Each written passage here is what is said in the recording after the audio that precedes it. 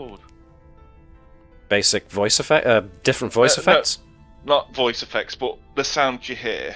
You can change it from like your different games will have, and it just uses the scroll of like a little thingy on it, and it's really cool. And you also get to charge up your other battery in there, and they've both got about 20 hours on them. Oh, okay. Fair dues. I have to confess, I feel a bit judged by my noise cancellation software.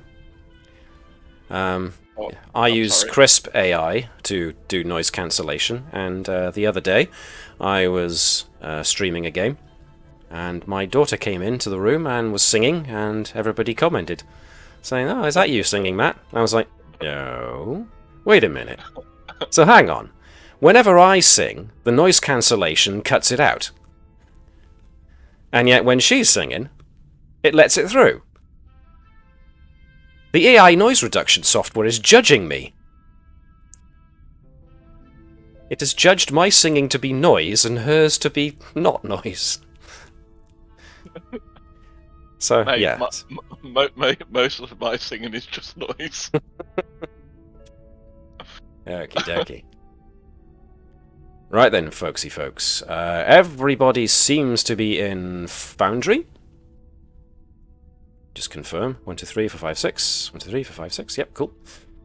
Everybody who wants to hear something can hear Sirenscape, if they've remembered to turn it on. Mm-hmm. Yep. Spiffing. Okay then.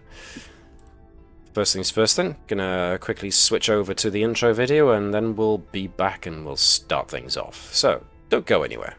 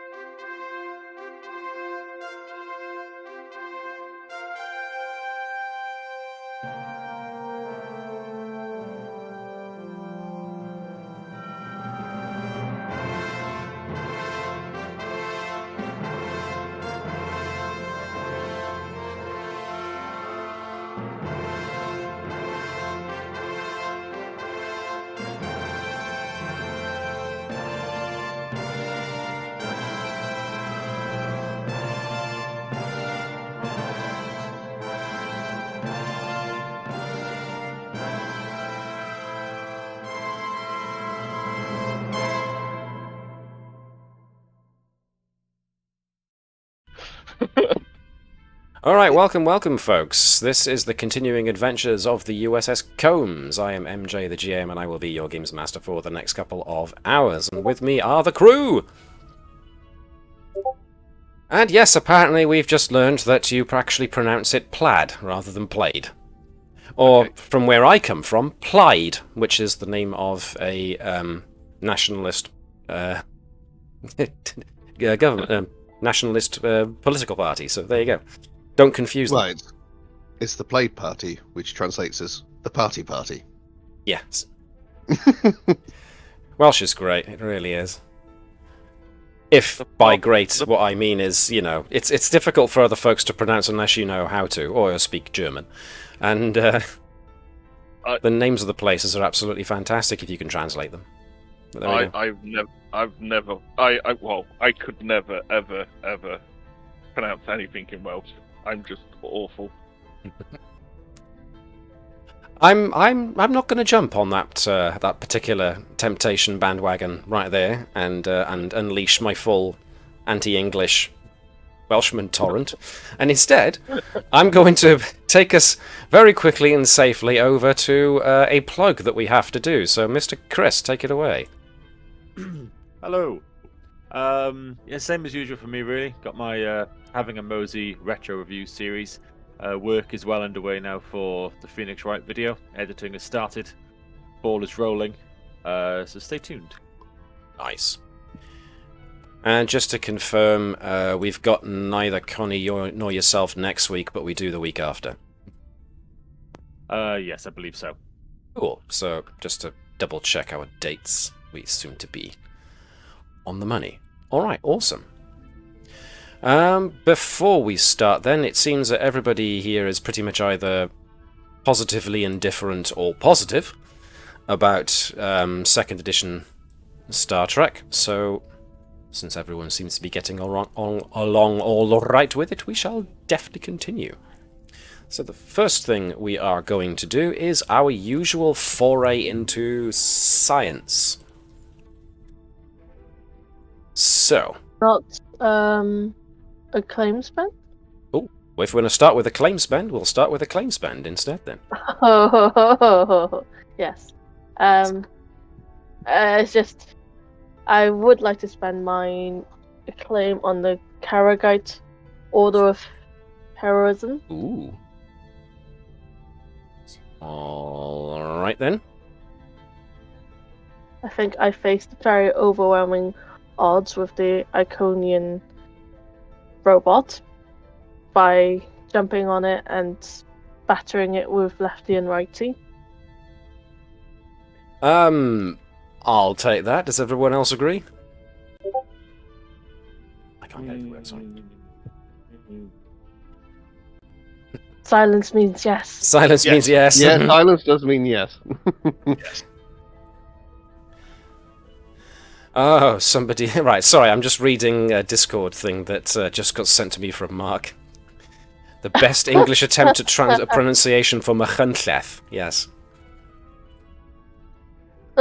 My whole no, see, I can't do it. I went to a Welsh-speaking comprehensive school, so I got the pronunciation down fine, thanks. But I'm sorry. I'm going to go sit in the corner now. what we're looking for is the Karagite Order of Heroism. So it costs 3 acclaim. You've got 3 acclaim to do it. Condition: you must have personally faced extreme danger and overwhelming odds. Well, you know, as was quite rightly pointed out, going fisticuffs with a self-repairing robot with a disintegrator beam in its eye probably does count. Which means that once per mission, when the character would suffer an injury, the character may avoid the injury for free. Alternatively, once per mission, when the character's ship would suffer a breach, the character can spend 2 momentum and suffer a complication to ignore one of those breaches.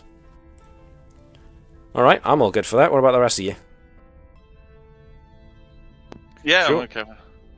Karagite Order of Heroism for Gurkau, then. Oh. So that's 3 acclaim gone. Anybody else want to spend their 3 acclaim?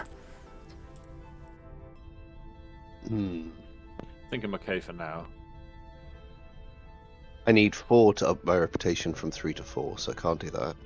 Aha. Uh, You have to be a little bit more heroic then, it seems. yeah. Which for Phlesc would be an interesting concept. Can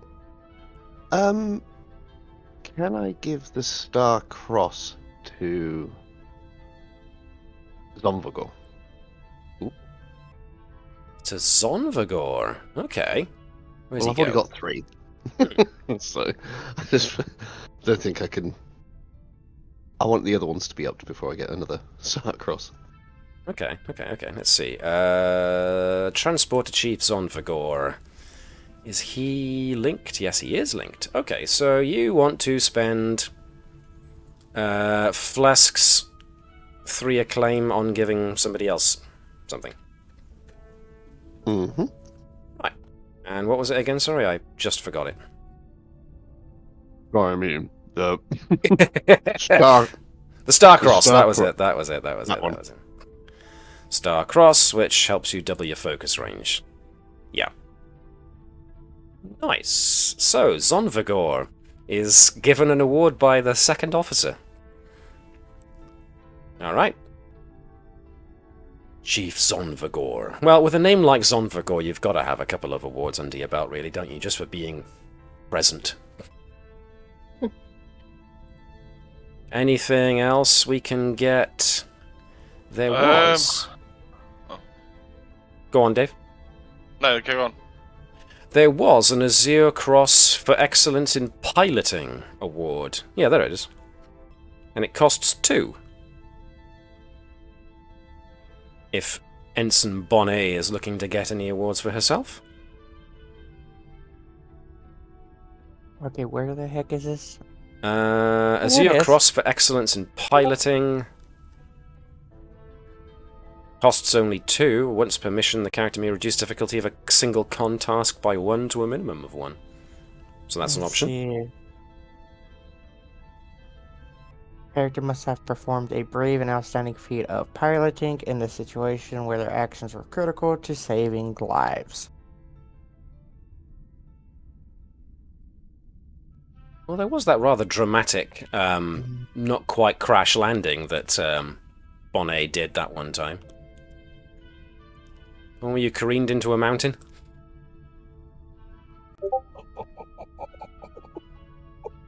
Ah, that was a rescue so big. It was, wasn't it? That's it. Rescuing Sobex. There you go. When the character spends pointed determination on an extended task involving engineering, assigned to receive 2 of the benefits of spending determination. Yes, the Tucker Award. That's right. Yeah, we're just gonna add. So I only have 1 acclaim left. And so we get the Azure Cross for piloting. All right then, cool. Yes, Dave. I was going to go for... well, Mark's already said it. I was going to go for the Tucker Award of organisational efficiency. There it is right there. I see it. But, you know what? I am going to change my mind. Oh, okay. Yeah. I would like to up my other... my other engineer. Oh, okay. Which one? Not Ensign Kenson. The other one was Ensign Shara Girani? Yep. And you are getting Ensign Girani what? You're giving her the Tucker Award, or you're giving them something else? I can't remember what I did with... last time I spent... blame on somebody else. It was Kenson, wasn't it? Yeah, and I can't remember what I got. I did for her. I think you increased her reputation. Yes. Can I increase Zorani's reputation? You have got 3 acclaim, and Girani's reputation is at 3. So I'm afraid you don't have quite enough. How about Ensign Kenson? She's still at 3? She's got 4. She's already at 4. Okay. So she is good. You know what? I will get Zorani what's it called? Legion of Honor? Legion of Honor, yeah. The in case of 20 parachute, yes. Okay. Legion of Honor, but for Ensign Girani. Alright then. Nice. Good. So, that's pretty much everyone. Bonnet's got 1 acclaim left. Dr. Sott's okay, according to Chris. You've already got the Starfleet Surgeon's Decoration and a Legion of Honor, so... if you're good with those... Spiffing. Then we shall divert ourselves off to... science! And for that, we'll go to Deck 1, where we can access more of our fellow supporting cast. So, let's see. Current scientific projects were the AI droids to repair the ship. Phlesc had finished using ancient power source as a avenue of investigation, and so was on a new one, which was emergency repairs, as the next avenue of investigation. And as for Tavish was starting work on the Aurora drive. Unless Dave was going to switch to whatever else it was that you were going to do. Nope, I'll keep on doing the Aurora drive. Alright, so who wants to go first? Unless somebody else has got an idea for a science project you want to put forward. Nope. Alrighty. So who wants to go first? The Aurora Drive or the repair droids? Go on, Mark. You go first. Repair droids it shall be. So you're looking at emergency repairs as an avenue of investigation. So emergency repair, which is not something that Phlesc himself has got as a focus, doesn't mean you can't bring on somebody to help. But for emergency repairs, well, not Zonvagor. Not the ensigns either of engineering. They both got maintenance mostly. Well, I'll pull in Zonvagor because he's just got a nice shiny medal. He can't use it, but he's got a nice shiny medal. Fair enough. And nice shiny medal. Because Dave's going to want both engineers, I suppose. How about Gurkha? If Gurkha's not concocting new potions and drugs. Not at the moment. I'm in a assistance phase. She's had enough of concocting her own meds. Now she's just using. Am I suggesting here that Gurkha is engaged in sampling her own produce? Maybe. But, nevertheless, let's at least get to... Alright then, so nobody really has any foci that focus on emergency repairs, so it's all down to pretty much talent. But we can safely use Gurkha's God focus, as per usual here, because, you know, you're basically resurrecting an old model of emergency repair drones. So, if they worked before, then there's a high probability you can get them to work with current technology. So that's all groovy. Can I, in that case, get a Chris to be Zonvagor? With pleasure. And we'll be doing reason and engineering for this fellow. No focus, just one dice. Gurkha will be giving us reason and probably science. With no focus, with just one dice. Mm-hmm. And Phlesc will be giving us 2. With the God focus, yes. Pardon me. Ew. Let's see what we got. Oh. Very shiny dice. 1 at least, that's another 1. And now it's down to Zonvagor. Mm-hmm. Did you say I was... How many dice was this? I couldn't just the find 1. For a second there. Just the 1, please. Okay. No help from Zonvagor. He appreciates the nice shiny medal and being called in to help on a science project, but he's a transporter chief.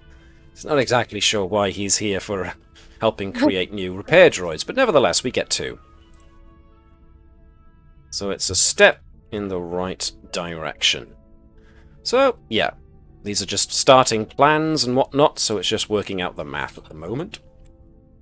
So now we move on to Tavish and the Aurora Spore Drive. So, step 1 was creating the mycelial reaction cube.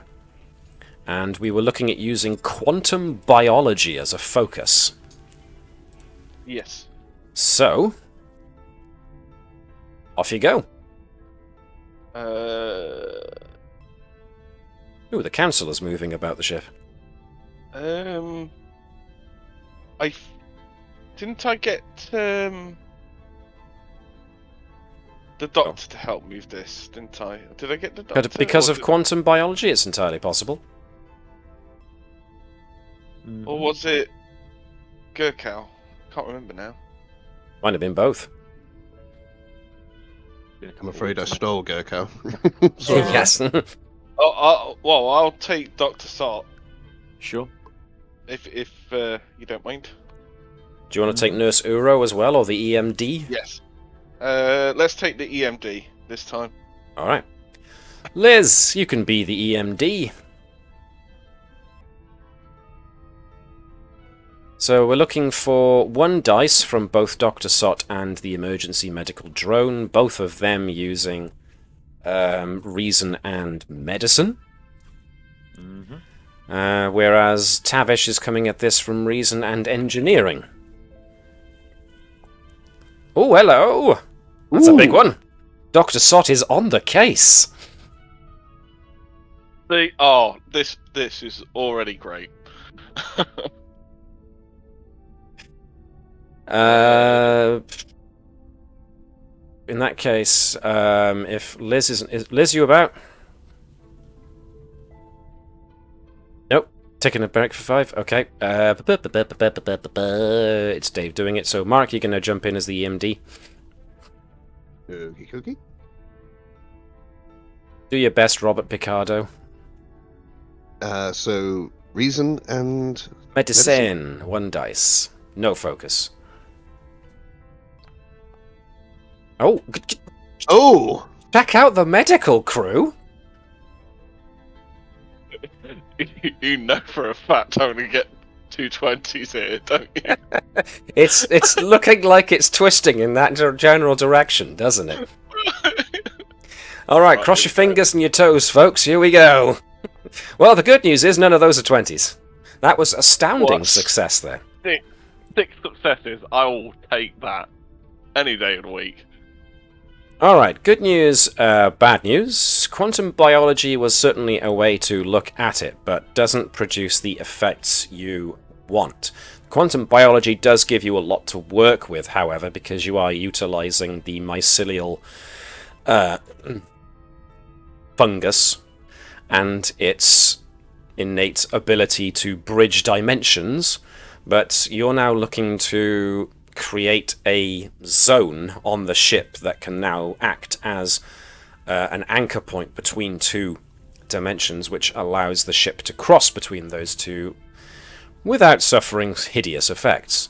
So even though that gave you a lot of very useful data, it's not actually the right one to finish the project with. So, the 2 avenues of investigation that you identified, other than quantum biology, was quantum mechanics and containment. Unless you can think of another one that you want to try.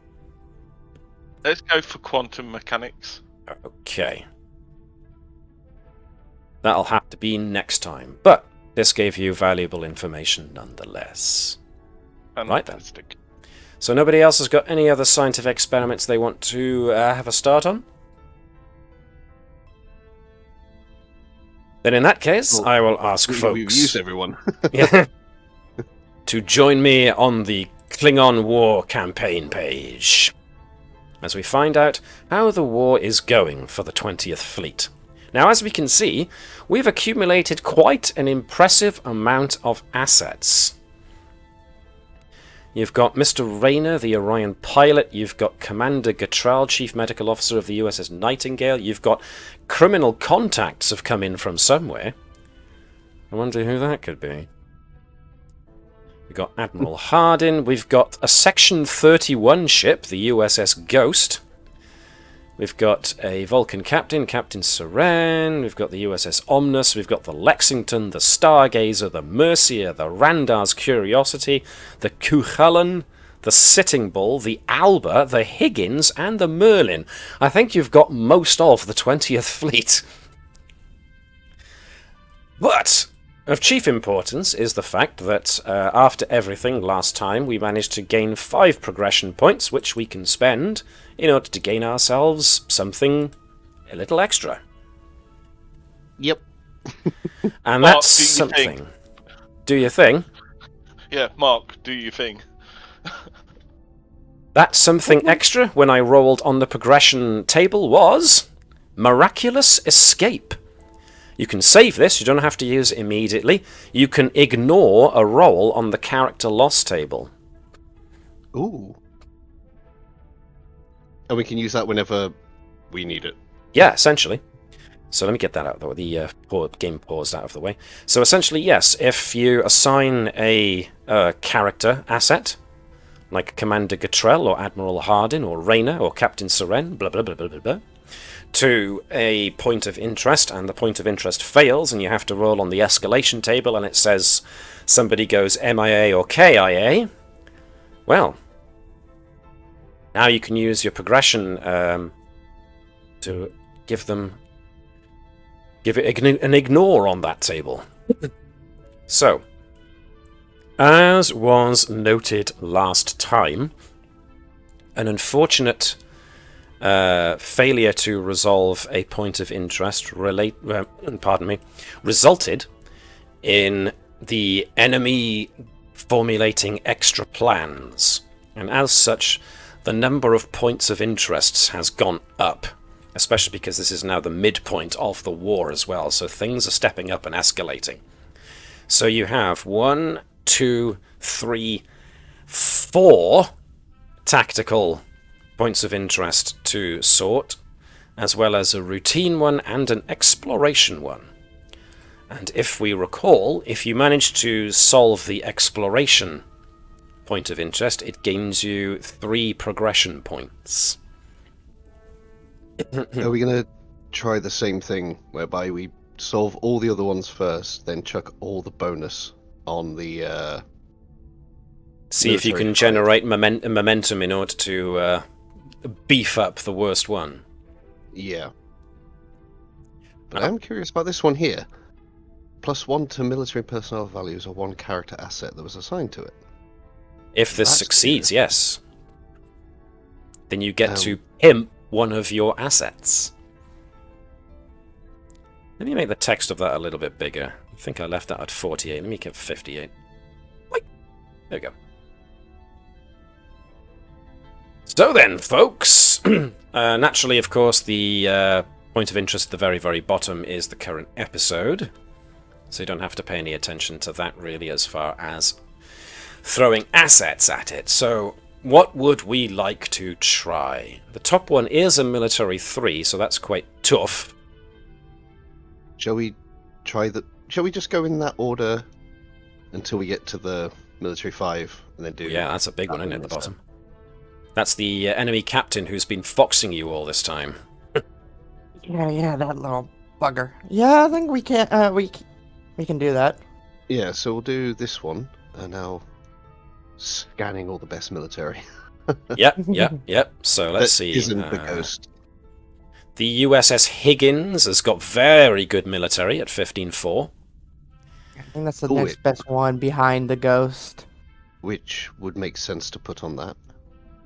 Yeah, the enemy flagships conduct. Yeah, definitely put the Higgins. The New Orleans class. Raina, military 12-2 is not the worst.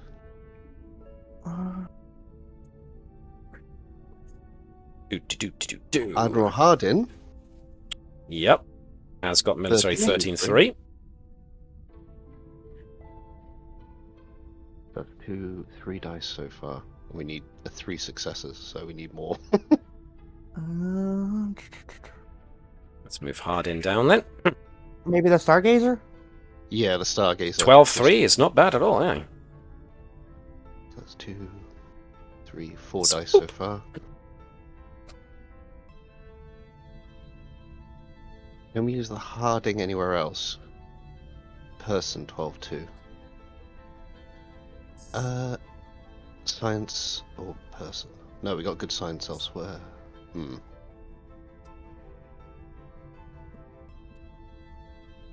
We can always make. You want to use Raynar, or do you want to save them for the personal / science one? Well, we've got 2 personal science ones. So you got personal 2, science 2. Actually, no, we don't want to do that one. We want science on this one. We've got a lot more science options. You do. You've got some pretty good science ones in there. I think, because it's military 3 now, if we fail it, it goes up. So I'd say chuck the Rain RNA on it. Because otherwise we're going to have the situation where it goes up to 5 again. Yeah, alright. I think that might be enough to handle that one. Because we do want to save some military for the transport mission. Which one's this? Military 1, yes. Yes. And we've got a couple more military options as well, yeah. Okay. So we're good with... We're allocating to this military 3-1 the Higgins, the Stargazer, Admiral Hardin, and Rayner. Yeah. Get rid of this. So I'm assuming the Higgins is going to be primary. Oh, yes. So we will have... Let's see. Chris, then, could I get you to roll a 20-sided dice? We're looking for 12 and under. 1 dice. That is a 20. Oh dear. Oh dear, oh dear. Alright then. Connie, can I get you to roll me a 20-sided dice for Admiral Hardin? We're looking for 13 and under. That is a 15, so unfortunately that is a fail as well. Oh dear. Next we're looking at the Stargazer, so Dave, roll me a 20-sided dice. We're looking for 12 and under. We got it! One success. And now it's the New Orleans. We're looking at 15 and under for this. Liz, 2 20-sided dice, please. Take it away. There's one. Oh! Just 2 successes. You needed 3. Well, poop. And... as always, I roll randomly to find out which of these get... Actually, that's a good point. Or we can ignore it. Character loss table. This takes an event. An old enemy has laid a trap. If a character asset is committed here, Admiral Hardin, Rayner, the character must immediately take a personal 2 challenge.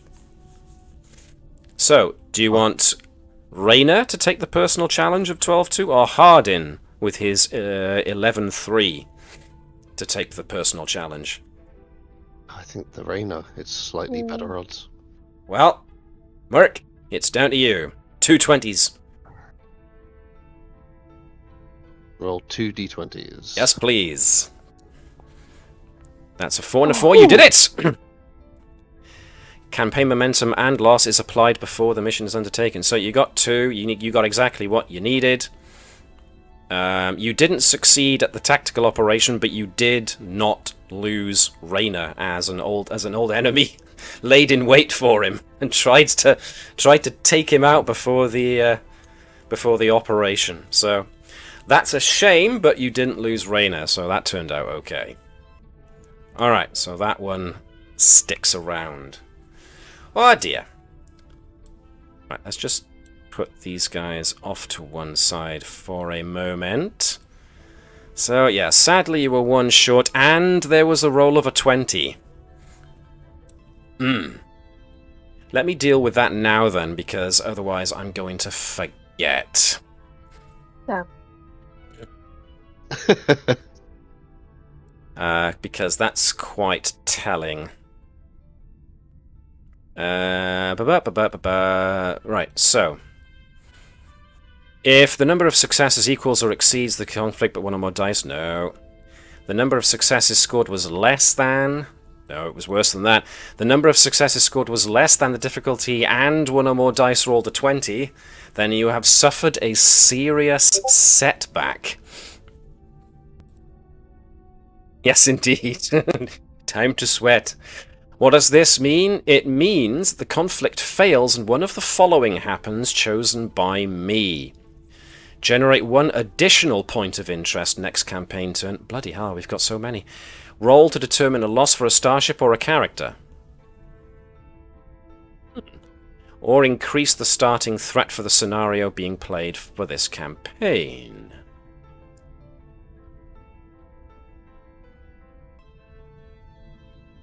I will go for the latter. I will increase my starting threat. There we are. So, whoops-a-daisy. That didn't go quite as you wanted, but never mind.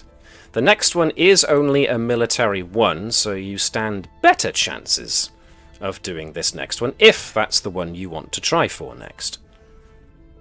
I think so. And...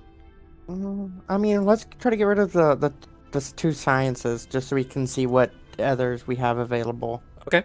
Yeah, That's we not a might bad wanna- thought. Yeah, because if we don't have enough bonus to spend it all on the ghost, we might as well chuck the ghost on that, because we won't be able to do anything. Because we need 5 successes, which means 5 dice. Exactly. Yeah, I agree with that. Let's do the others. Alrighty. So, an enemy ship has crashed and needs to be recovered. It's a personal 2 or a science 2. So we're doing that one next? Or are we doing the other one? The other one, because that's got a personal 3, so if we dedicate the science there... To the exploration mission, yep. Cool. Alright. Strange and ancient alien devices. The medical one, too. Yep. So, first things first then. Who are we assigning to the Science 2 Personal 3 exploration mission? Lexington's not bad. Oh wait, no, the Mercia. The Mercia should lead. Yeah, the Mercia. Yeah, Mercia. Spook. Okay. And then for the save Commander Gerchan for the medical mission. Save him for that. Okay. Yep.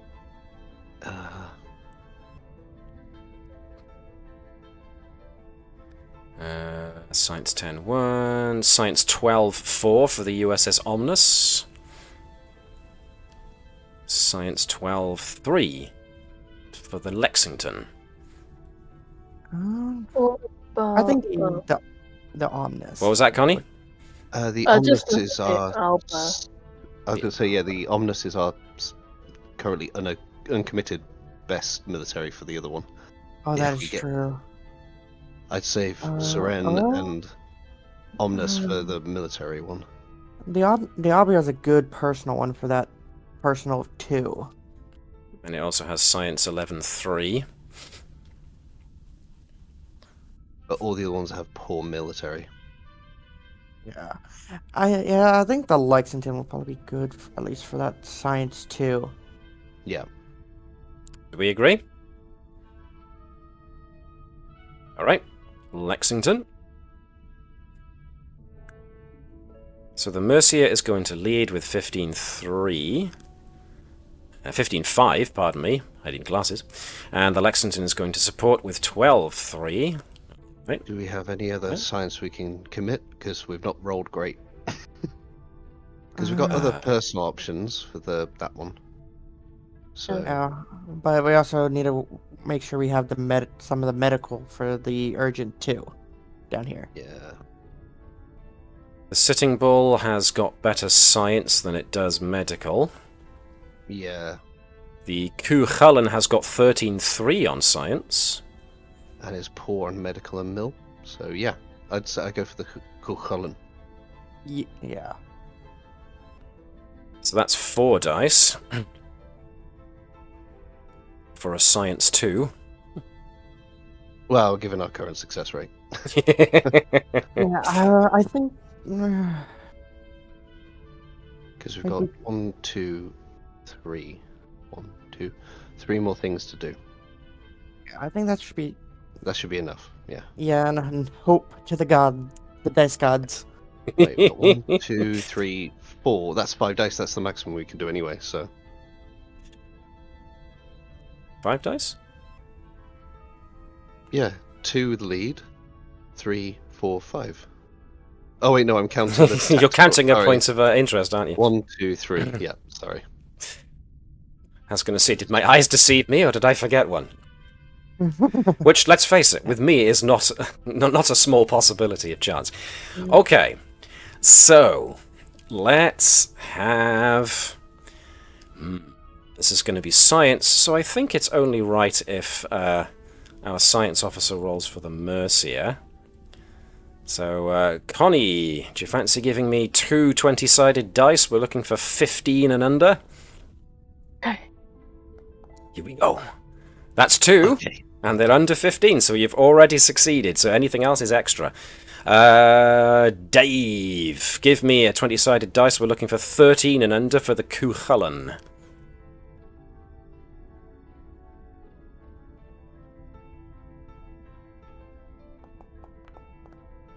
That is a 19, so it's a none, I'm afraid. But at least it wasn't a 20. So finally, Chris, could you give me one 20-sided dice?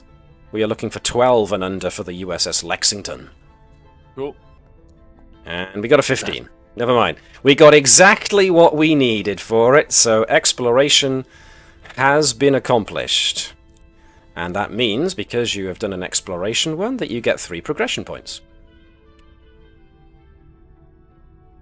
Which, combined with the progression points you'll get from solving the current episode, which I am sure you will, you should be up for another good progression advancement for next time. Alright, so the Cuchulainn, the Mercia, and the Lexington managed to succeed at what they were doing. Who are we allocating next? Are we doing the medical one next, or are we doing the personal 2 science 2 one next? I'd say the medical one next, because it's the one where we've got the least flexibility. Yeah. And we've got the Commander Gatrell plus a ship, I guess. Yeah. Trolls 13-3. Okay. Poor Med. Med okay. Yeah, the best ship that we have for medical is the Sitting Bull with a 10-3. The other 2 ships that I can see are 10-2. Right, yeah. 10-2, 10-2. Captain Seren's 12-1. Yeah.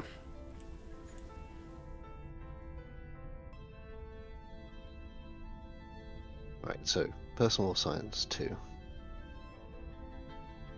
Because, I mean, the US, the Merlin is not too bad at military. It's a 10-3. I don't think we're going to be doing this one, the military 5. We've got no bonus dice, so there's no way. Unless we do really well on the next 2, I don't see us succeeding. So maybe the next 3. Yeah. 1, 2, 3. So that was, we got 1, 2, 3, 4, 5, 6. 4, 1, 2, 3. Alright, we need more on this. So Rendar's Curiosity for the science one, I would say. The other science personal one we have. Yep. With the Auber of a 13-5, also on that science personal one. Oh yeah, do we have to get... Can we roll for different ones, or does it have to be both for the same? Because these are both the same. You have to choose which one you're doing. Okay, so science 12-3 or 13-5. Science 11-3. Personal's too low. What are the better personal ones then? Well, Rayner is 12-2. He's not bad. But you've already used him, unfortunately. Yeah. There is the Criminal Contacts, which is 12-3. For personal. Yeah, I'd say we use Criminal Contacts and USS Elba for that personal. Because that's a high success range. Because you want criticals. Captain Seren has a personal of 13-3. Yeah, we're going to use him on the other one though. Because that has... Oh, but he's better at that. Yeah. Than medicine. We need to color code these. It's really hard to navigate. I will do my best to find a way of outlining what some are better at them. I think we use the Criminal Contacts on the personal one. Yeah. Which means we also use the USS Alba for personal. Which Connie pointed out before. Okay. So that's the personal one. We should probably put one more on it, but now back to the medical. I mean, we could put the Sitting Bull on the medical, because it's a 10-3. Is that really the best we've got? 10-3, yeah. Oh, Seren. Seren's he's a 12-1. Lower critical. 3's better. Ah, the agonizing. We could always throw both of them on. Yeah, so which are the ones we're doing? We've got medical.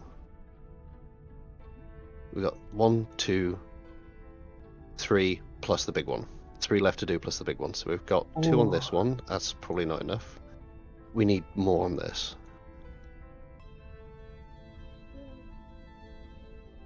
See, this is the kind of headache that poor Admiral Hebert has to go through every time.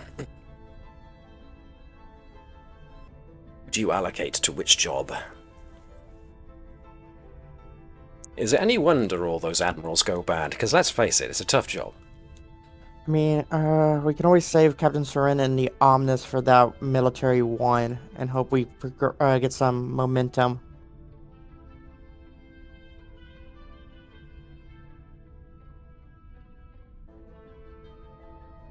Actually, the Merlin will probably be the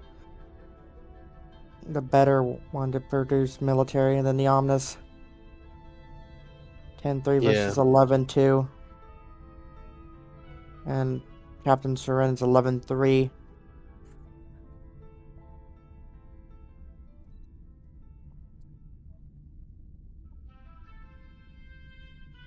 Alright, so what are we doing? Okay, so we've got 1 on the medical. We need 1 more on this personal science, because 3 dice won't be enough to score 2 successes. And if we're going for personnel, the next best personal is... We can pull the Omnis for use Captain Seren and the Merlin for the military, and then use the Sitting Bull and Randar's Curiosity for the medical. So Randar's Curiosity for the medical. Yep, let's do that. Makes it a bit easier to see. And then the Sitting Bull of a 10-3 for the medical as well. Yeah. But holding off. What are we putting on the military? This military one. Military Merlin and Seren. 10-3 and 11-3. And then the Omnis will go to the personal. Cool. Yep, that makes sense. So the Merlin and Seren were going on the military one. Yep. The one that still got personal 2, you were going to allocate somebody else? Was it the Omnis or the Sitting Bull? 3 for that. Yep. The Omnis for the personal. Yep.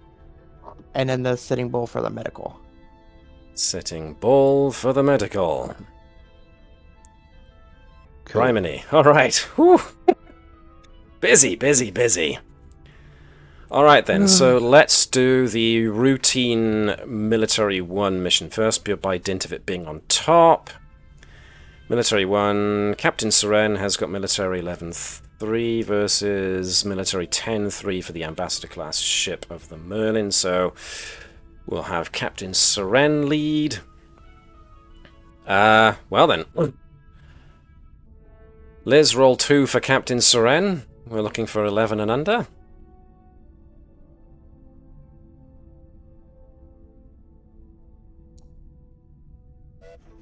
No!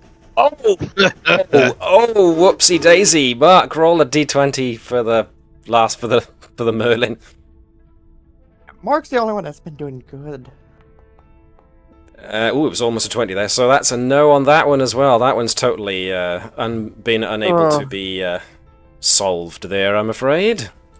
No luck there at all. To our rolls for the mission, for the episode. Yeah, well, getting all the bad rolls out first. That's what we're doing.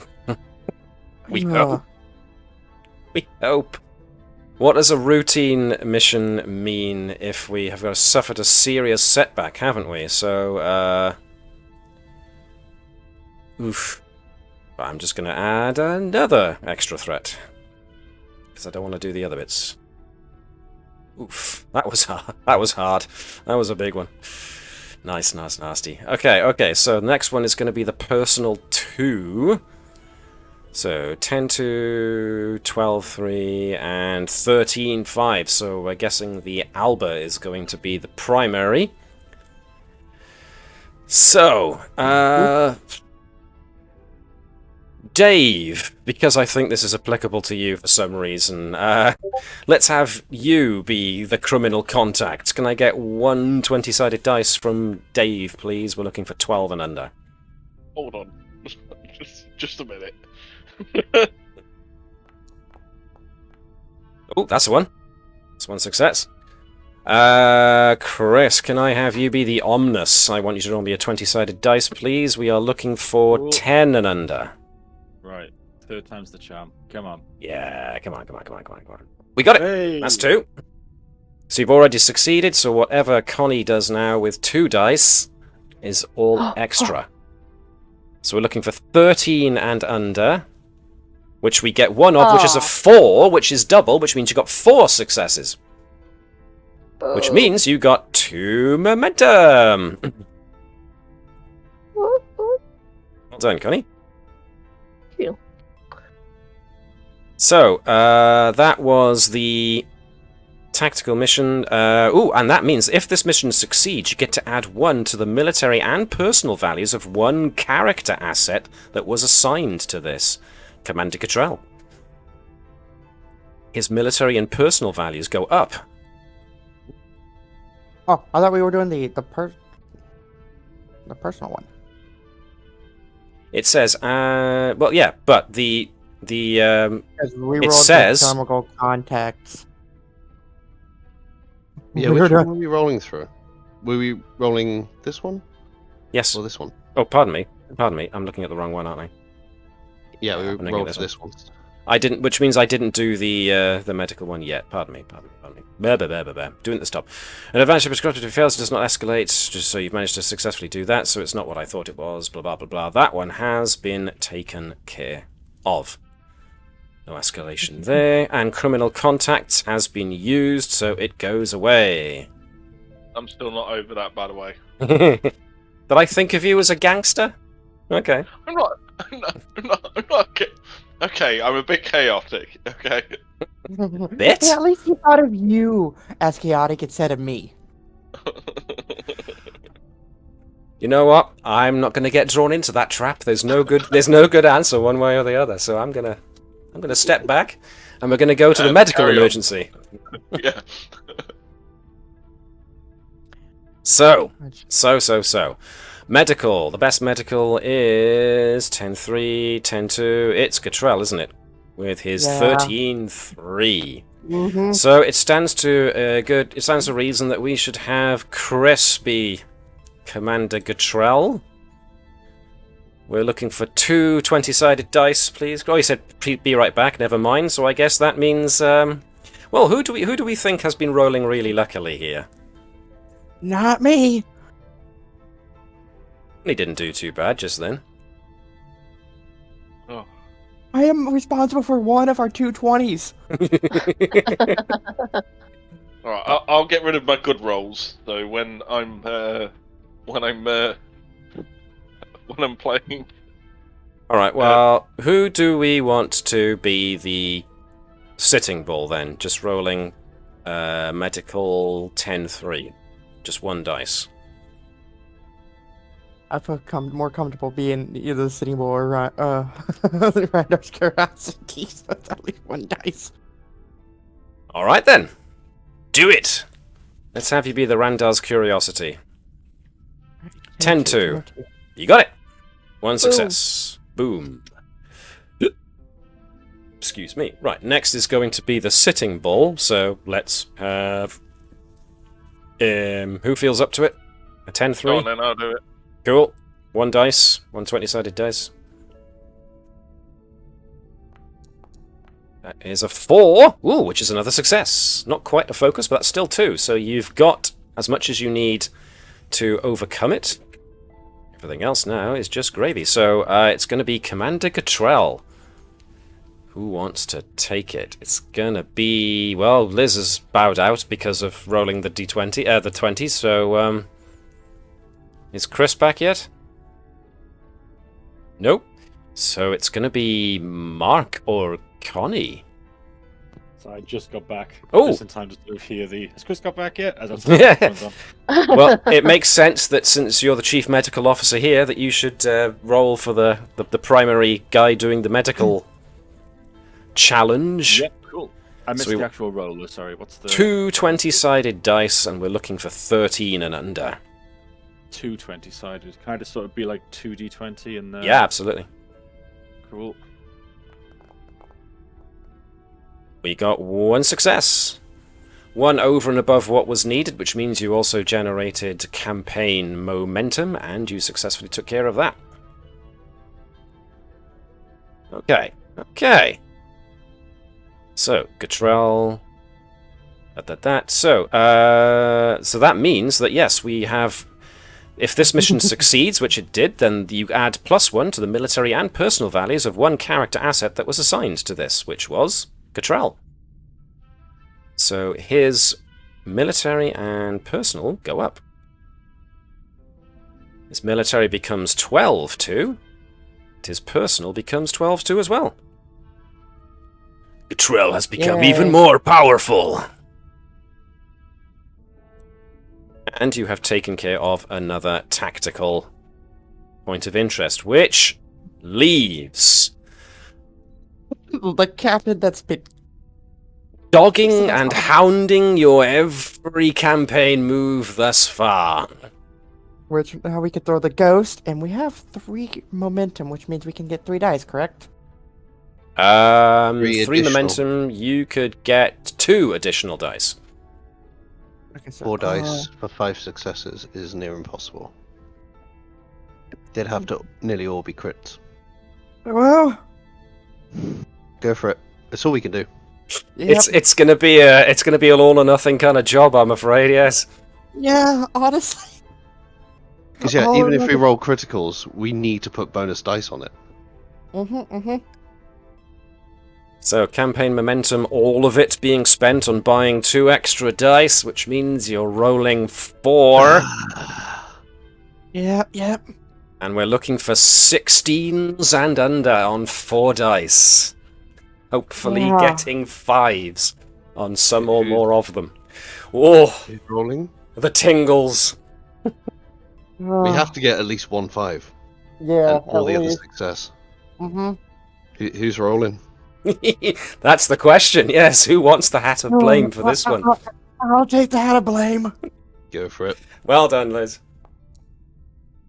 Right, that's 4 dice. 1's a 19, but 2... Let's see. We're looking at 5 and under.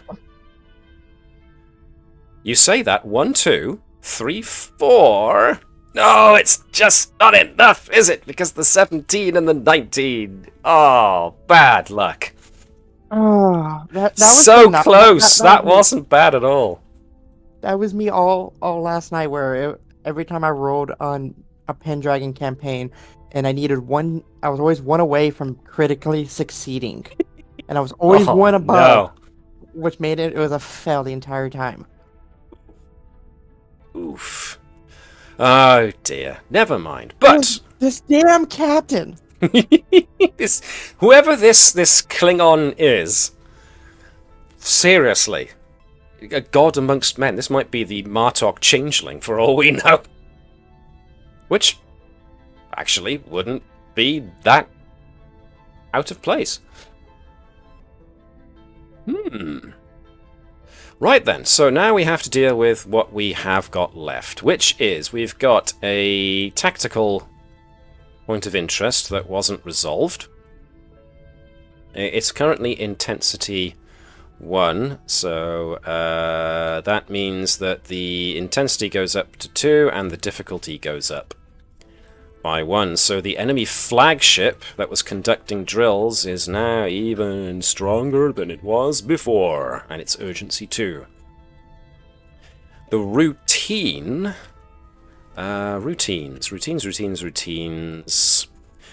Unresolved route. If a routine point of interest was not resolved, Federation Command will step in to commandeer available resources and to help meet the ever-increasing wartime needs.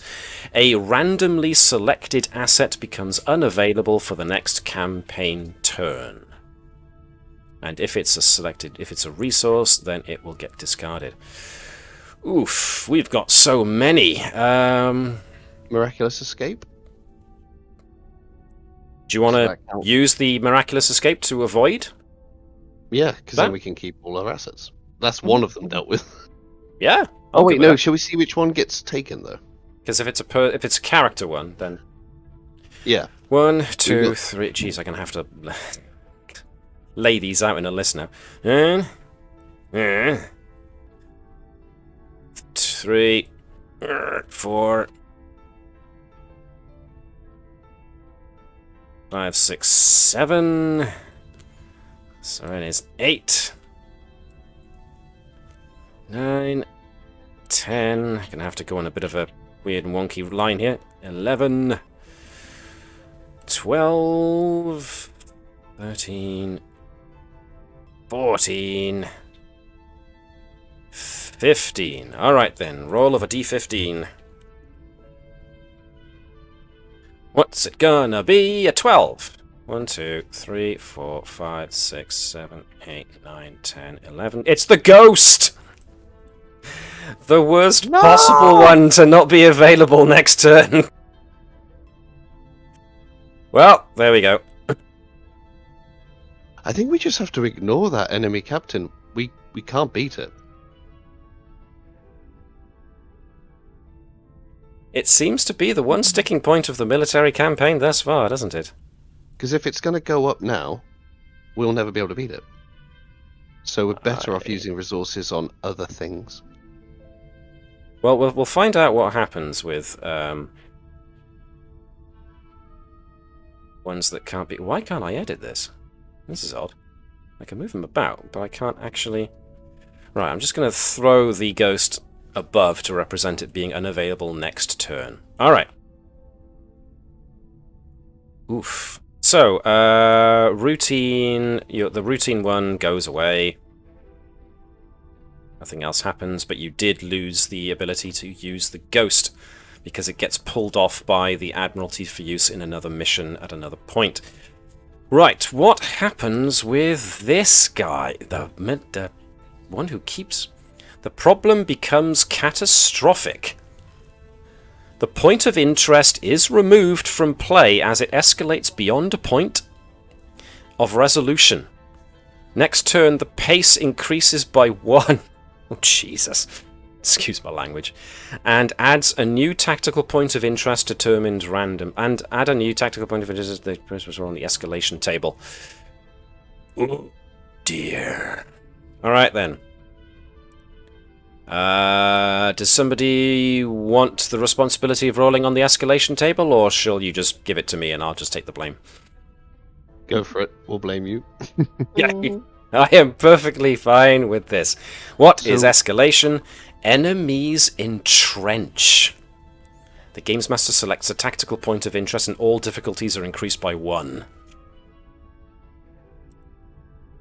Well, the renowned captain operating in this region has now gone. And it has increased the campaign pace to 8, so whatever that enemy captain was doing, he is overwhelming the 20th Fleet's position with so much stuff. There's only one tactical point left. Jesus, that is increased to military 5 now. Yeah, I suggest we ignore that one. Oh, without the ghost, we can't beat it. So yikes. we're better off trying to, next one, ignoring that entirely and dedicating our resources on the stuff we can beat. Because at the moment we just can't do things. Yeah. So the white whale. Yes, indeed. Yeah, so yeah, right. the dice told a very interesting story here. So whoever this Klingon captain or commander is that's been persistently in your field of war has been slowly hatching a plot that the fleet has been unable to knock off its rails. Now, the good news is that Captain Suren, pardon me, got a good bit of... Was it Suren? No, it was Cottrell, wasn't it? Cottrell, pardon me. Commander Cottrell got some good experience with being in a military operation, and as such has become more experienced as a result. But of course, regardless of whatever else, you do get 2 new assets. Funnily enough, one of them is a Section 31 operative called Commander Natalie Sigismund. We'll go here. And she can reduce the difficulty of personal conflicts by 1. And she's got very good personal. And you also gain the USS Concorde, which has got tremendously good military rating to it, which I will put by here. As a Phalanx class ship. So even though the USS Ghost, which was your big one, your military 16.5, you do have the Concorde, which has got military 14.5, which is not bad at all. And we have the Higgins, which is a 15.4 military. And Commander Natalie Sigismund of Section 31 has got military 15.4 as well.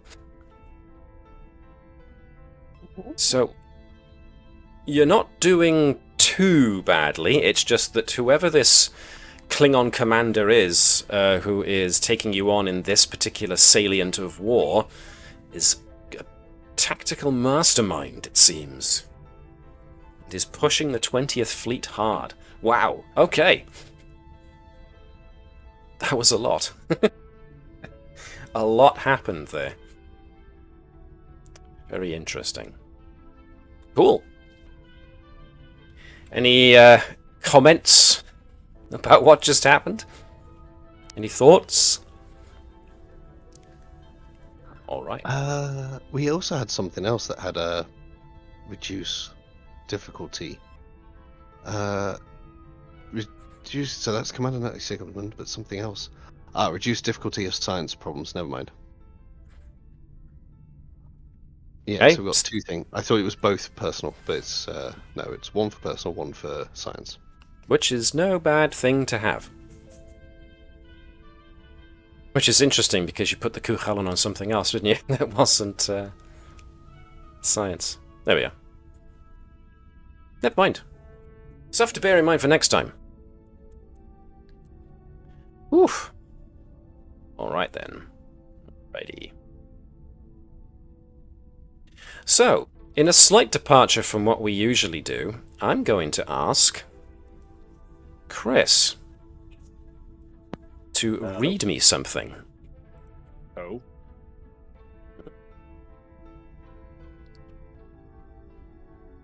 You get to open up the episode, Chris. Cool. Chief Medical Officer's Log, Stardate 50351.3. Starfleet has received a distress call from the Yule Minor system, citing a disease outbreak on the 3rd planet's colony. This disease apparently doesn't match any in the Federation's current database, so a specialist disease response team will need to be dispatched. With the Yule Minor colony being so close to the border with the Klingons, Starfleet has deemed it appropriate to dispatch the Coombs to escort the disease response team after we pick them up at Starbase 12. My medical staff and I, my boys, will be on hand to assist our guests in whatever way we can. I like the introduction. My boys. It's slightly off script. That's fine. If that's how the doc would say it, that's how the doc would say it. And so we move things to the transporter room, where newly decorated Chief Zonvagor is back at his post in Transporter Room 1. Captain Sobek. My boys. I can barely hear this. What's going on here? Cool. Captain Sobek accompanies Dr. Sott to the to the transporter room, and so when they both arrive, Captain Sobek gives the nod to Chief Zonvagor to beam the guests on board. So, here we go. So, stepping off of the transporter pad is the two people that you were told to expect. The first is a Trill lady who is wearing the blue of medical. This, you imagine, is Dr. Yandi Ram, the Trill. And accompanying her is a human male. At which point, Captain Sobek jumps in. Dr. Ram, welcome aboard the Combs. It is a pleasure to have you. I would like to introduce my Chief Medical Officer, Dr. Sott. Hello. It wouldn't have been out of place for me to have expected it. Ew. But there we go. Chief medical log. That it, something or other. Sorry. No, don't be sorry. I was laughing. I thought Dr. Sott was literally going to go, "Hello, I'm Dr. Sott. This is my goatee. What do you think of it?" Being so very neutral about the whole thing. Yeah. No, okay then. So, let me just check. No, cool, we're all good. So, Dr. Ram goes, pleasure to meet you both, Captain, Doctor. I'd like to introduce you to, extends chest to show off new metal. Okay. I would like to introduce you to my assistant, Lieutenant Kyle Huntsley. She indicates the lieutenant behind her, who has got one arm full of different pads and the other with a what looks like a briefcase. Thank you very much to offer to shepherd us to our emergency location. The rest of my team is currently back on the starbase going over the audit of everything that we have to bring with us. Until then, I believe your first officer is going to be assisting my team with making sure everything is properly accounted for and on board the Combs. So, in the meantime, Dr. Sott, I would very much like to inspect your medical facilities. Hey, right this way.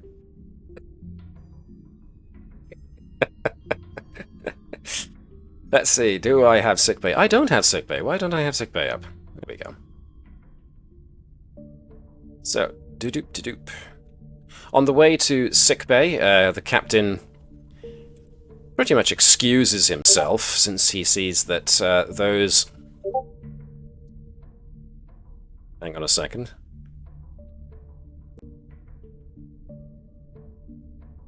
Oh my word, I've lost my beard. Oh, you have, haven't you? Whoops-a-days. Let's take care of that. That's not good. Not having that. No. We put in for the beard for so long. We're not seeing that. Jeez. Right, what happened in sickbay? All of a sudden he goes without and with it. What my character looked like without the beard. That was before the dark days. Much better, thank you. Dr. Sott. There we are. So, let's get to... Where are we? Here we go. Dr. Tandy Ram. Yandi Ram, not Tandy. And so, Dr. Ram turns up in sickbay to give the whole place a once-over. And that means Mr. Kyle Huntsley is here too, taking notes.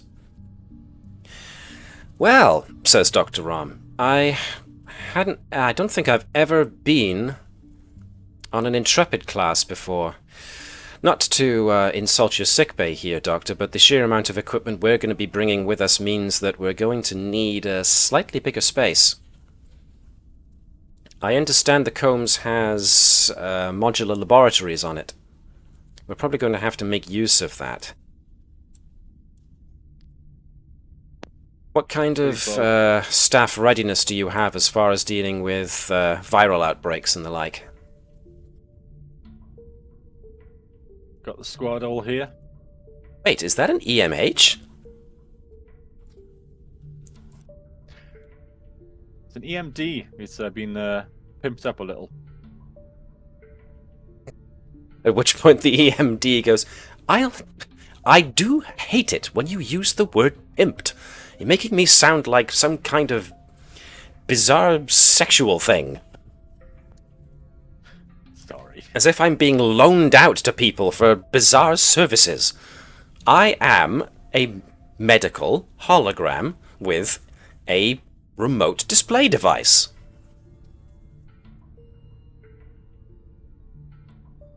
Dr. Ram comes straight up to it. Interesting. You actually have a physical presence? At which point the EMD looks very smugly over at Dr. Sott. Why, yes I do, and points to his hovering bot just beside him. At which point Dr. Ram continues giving the EMD a look over. Well, this is interesting, because this could give us a very valuable asset to use when it comes to trying to safely enter into a viral outbreak. The EMD, it's safe to be used in an outbreak location, yes? It won't somehow allow viruses or bacteria to be able to cling to its holographic outer shell, right? Not any problems so far. You mean so far? Says the EMD. Well, this could be a very valuable asset, says Dr. Ram. We'll have to take this into account, as long as you're alright with loaning us your EMD for a while.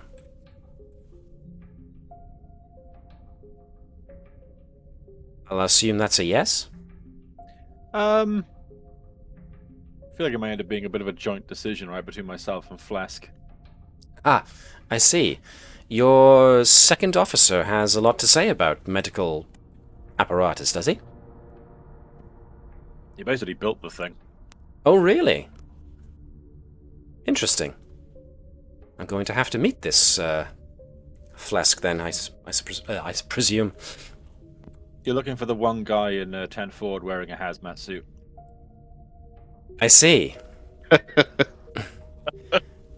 Well, that gives as good an excuse as any to go to the mess hall, I suppose. Fine. Mr. Huntsley, maybe you should go and make sure that we've got all the proper equipment and a science lab to conduct our initial research. At which point Mr. Huntsley goes, oh, okay. I'll just be somewhere that's else then. Okay. Excuse me. And Lieutenant Huntsley disappears. Or doesn't disappear, he just leaves sickbay. Blips out of existence. Very well then.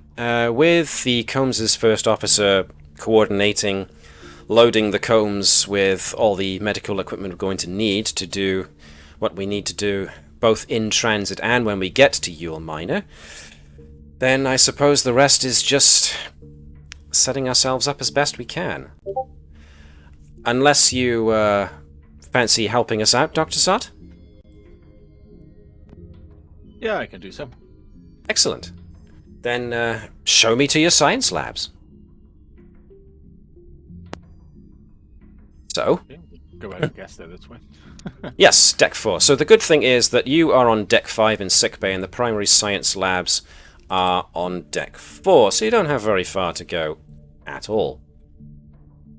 Let me just get to Deck 4 first.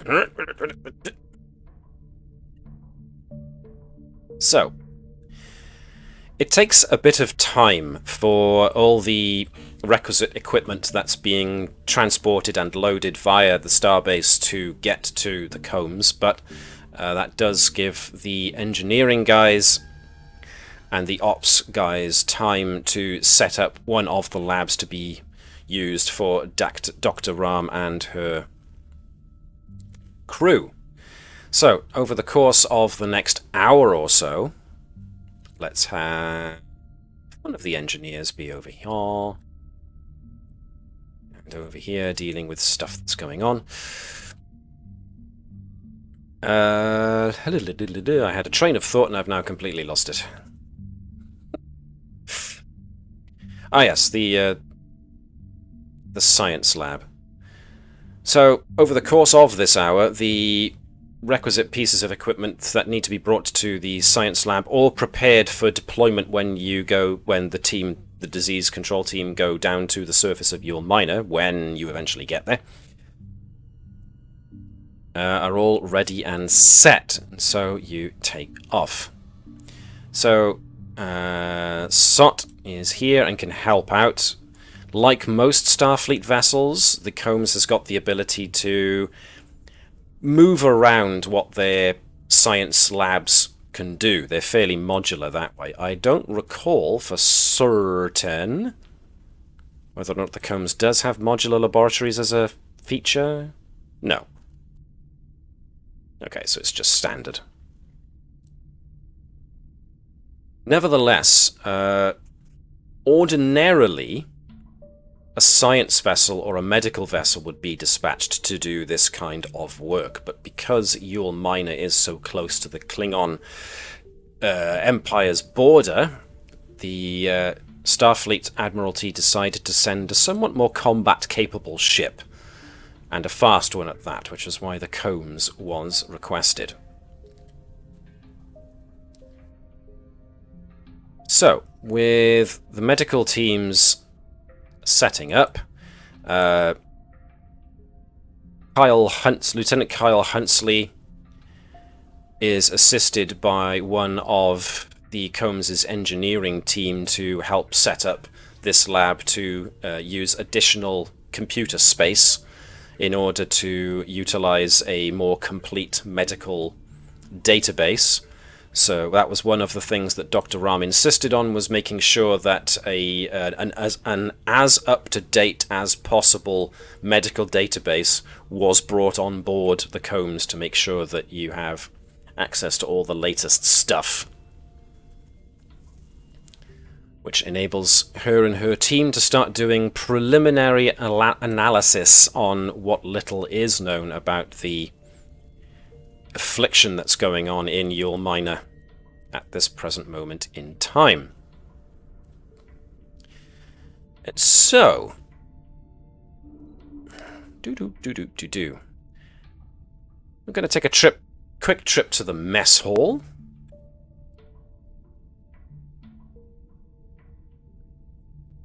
Where we are going to have Dr. Ram sit down with the main bridge crew, and within earshot of Bonnet as well, whilst the teams are setting up.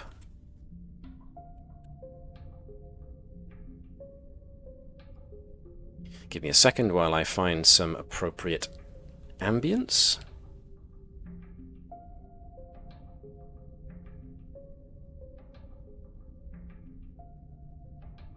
Anytime. Nothing much going on right now, is there? That's because it's really, really quiet.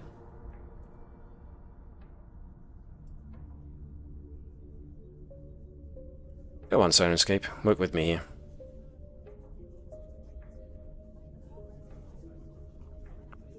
There we are. We're getting some chatter. Great. Okie dokie. So during this little chat with Dr. Ram, she's asking stuff about you guys, what you've been up to, and you get to know her a little better. You learn that as well as being a disease specialist, Dr. Ram is actually responsible for a number of the breakthrough techniques for dealing with disease that are used across the Federation and beyond. She is actually a graduate of the Vulcan Science Academy, where she's studied under eminent medical scientist Dr. Sabar. which is something that Captain Sobek finds very interesting. She did work at the Trill Science Ministry and was considered for the Symbiosis Institute, but she turned it down so that she could work for Starfleet Medical.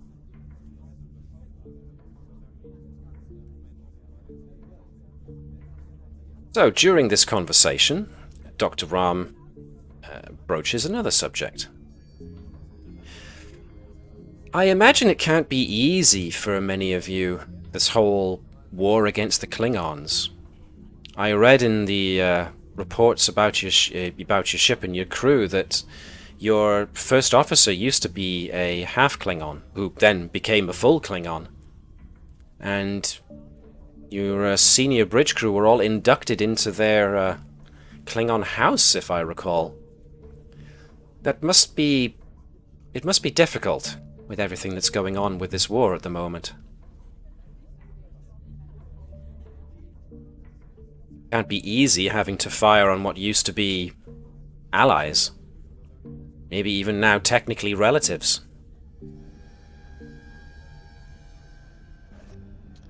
I'm sure we're not the only ones in this position who regret the situation we all find ourselves in.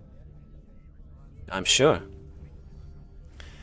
Still, as a medical officer, I find it my job, I suppose, in many ways, to make sure that everyone's doing okay. Even though technically I am a disease specialist, I'm still a doctor. It has to be tough. At the same time, though, this... go on, sorry. I was going to say, not really. Not really? No. How so? Why would it be tough? Well, you were all part of the, you were all part of Narendra Station. One of the great collaborative projects between the Federation and the Klingon Empire. You were there for the better part of a year, 2 years. Can't have been easy to leave that behind. Making friends, acquaintances on both sides of the aisle? Yes. You know, one of our dear friends is on the other side. We don't wish her harm. But this is war. What do you expect us to do? I suppose I'm looking out for your mental well-being? I understand that you are looking out, but we have a great counsellor. If we are feeling, and no offence to you, Doctor, you know, if we are feeling down, we have the counsellor to, if we are having problems, or if we are not enjoying,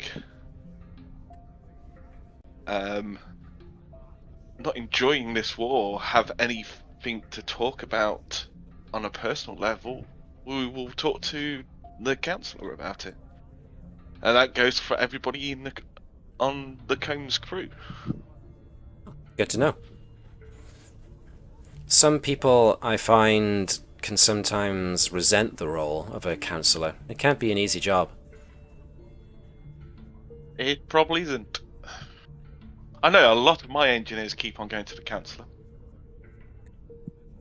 No, I don't know why. Captain Sobek looks like he's about to answer, but then he quickly reconsiders. You gonna say something, Captain? This is one of those occasions where I have been told that sometimes saying nothing is better than the Vulcan predilection to speak the truth.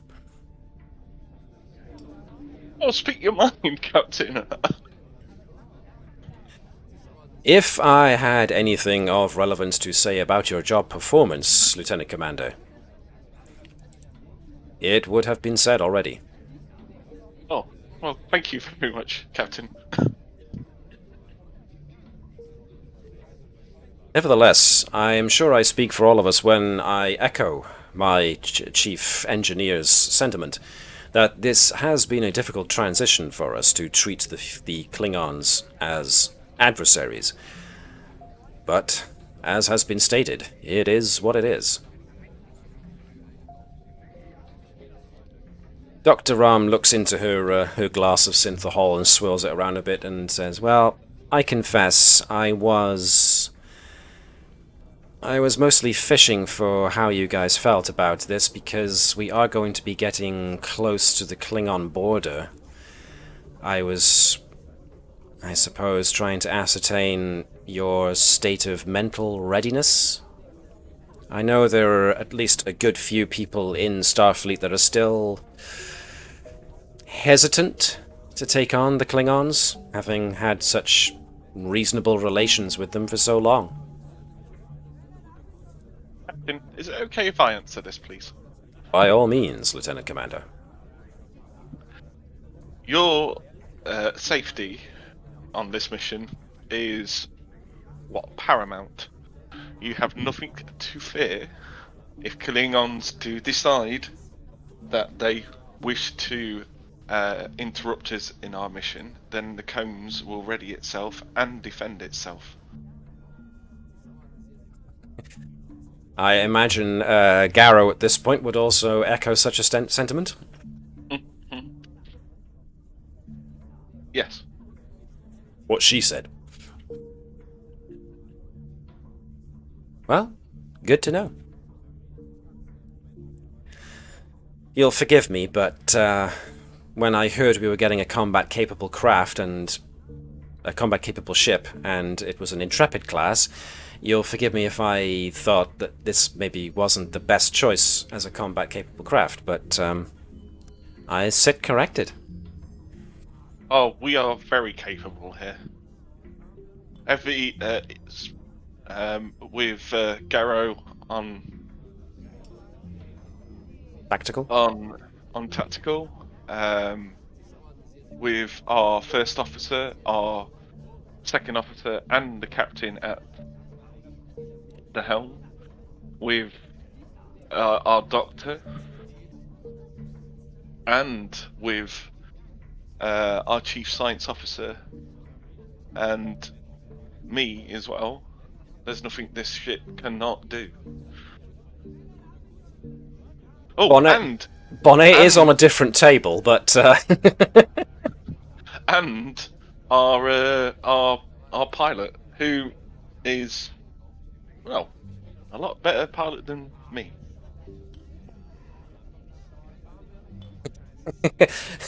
Lieutenant Commander Lian Zhang kind of coughs into her drink there. That's that comment. I have not forgiven you. I have not forgiven you yet. Okay, for the holodeck incident. Oh God, says Zhang. You guys will not let that go. Nope. Am I right, people? Have we forgiven her yet? I've chosen to forget it. Pushed it away from my memory. I've been banned from the holodeck for in perpetuity. What more can I do?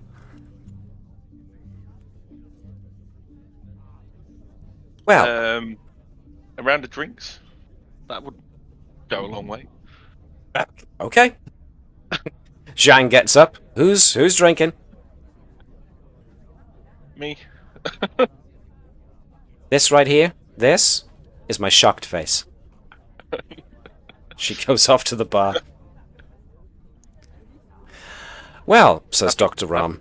Go on, sorry. Better go and help her.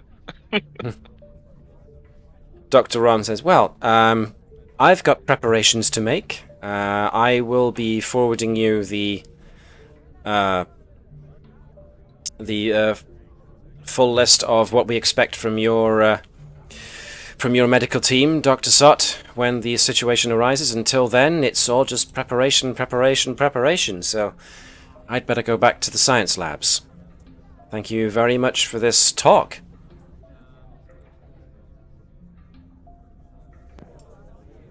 So, we move things back to the bridge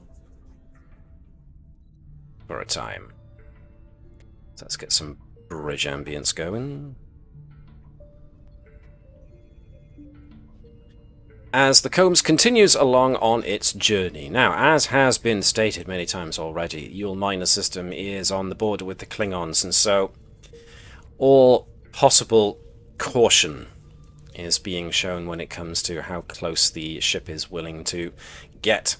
It's still a couple of hours, but it does brush up against, the Yule Minor system does brush up against the border with the Klingon Empire, so it's worth keeping in mind. So, sensors are all at full readiness. The tactical station has always got somebody on it. For the most part, it's just smooth sailing. Until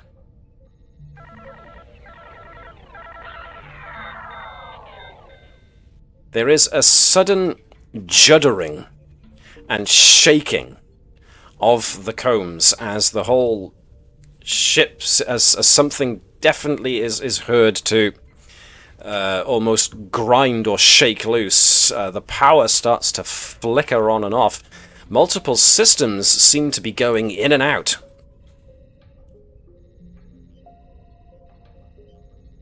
I'd better change this. Ambience. Comms and weapons are knocked out. Shields are down to 60%. There is an immediate alert by the computer.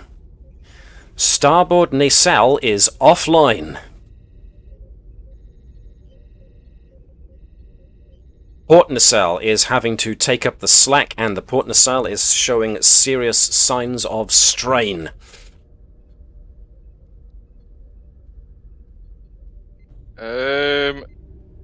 Okay, there you go. Phlesc runs to become useful. Do we know what happened? So far, no, but there's a cascade of events going on. Emergency procedures are being requested by the main computer, where the emergency shutoff of the warp drive is needed before the system overloads and causes a breach. Okay. As far as I know my ship goes, that'll come to it when we start trying to diagnose the problem, but the main problem is, of course, that your starboard warp nacelle has gone off, which means you're warping under only one nacelle, and it's showing signs of imminent catastrophic overload. We're not going in a circle, are we? No. That's not quite how it works, but it would be funny, wouldn't it? Can we come out of warp then? Absolutely, but sadly the safe means of coming out of warp is an emergency shutdown of the warp core. Okie I'm gonna have to do that then. Yep. Go for the safe option. So, if you're going to go for the safe option as quick as possible, then this is going to be a control and engineering check of difficulty 3. I've got 10 control, 5 engineering, and a focus in warp field dynamics. 12 control, 5 engineering, and a focus in warp engines. Yep, cool. Those should do nicely. I'll assist, you lead. Cool. Like I said, difficulty 3. So 1 dice for one, 2 dice for other. Ooh, very good. Woohoo! Very, very good. 2 momentum go in the pool. You are able to do a controlled shutdown of the warp core, so pulling power immediately from the core so that things don't feed back on themselves and cause more problems than you already have. The ship tumbles out of warp, but it's quite an abrupt stop, or an abrupt exit from warp, I should say. And the inertial dampers have a hard time keeping everybody in their seats, so feel free to give me the Star Trek shake as everybody is jerked forward as the ship comes back out of light speeds to sublight speeds very quickly. Thank goodness for consoles. Thank you. Alright. Power is cut to the warp drive and the impulse engines. You've got forward momentum still carrying you forwards, but unfortunately, all your propulsion systems are knocked out, including thrusters. Helm shows that you still have enough forward momentum to keep the ship coming forwards. And just to get you some extra momentum, Bonnet, can you give me a control and con check, please, with helm operation as your focus?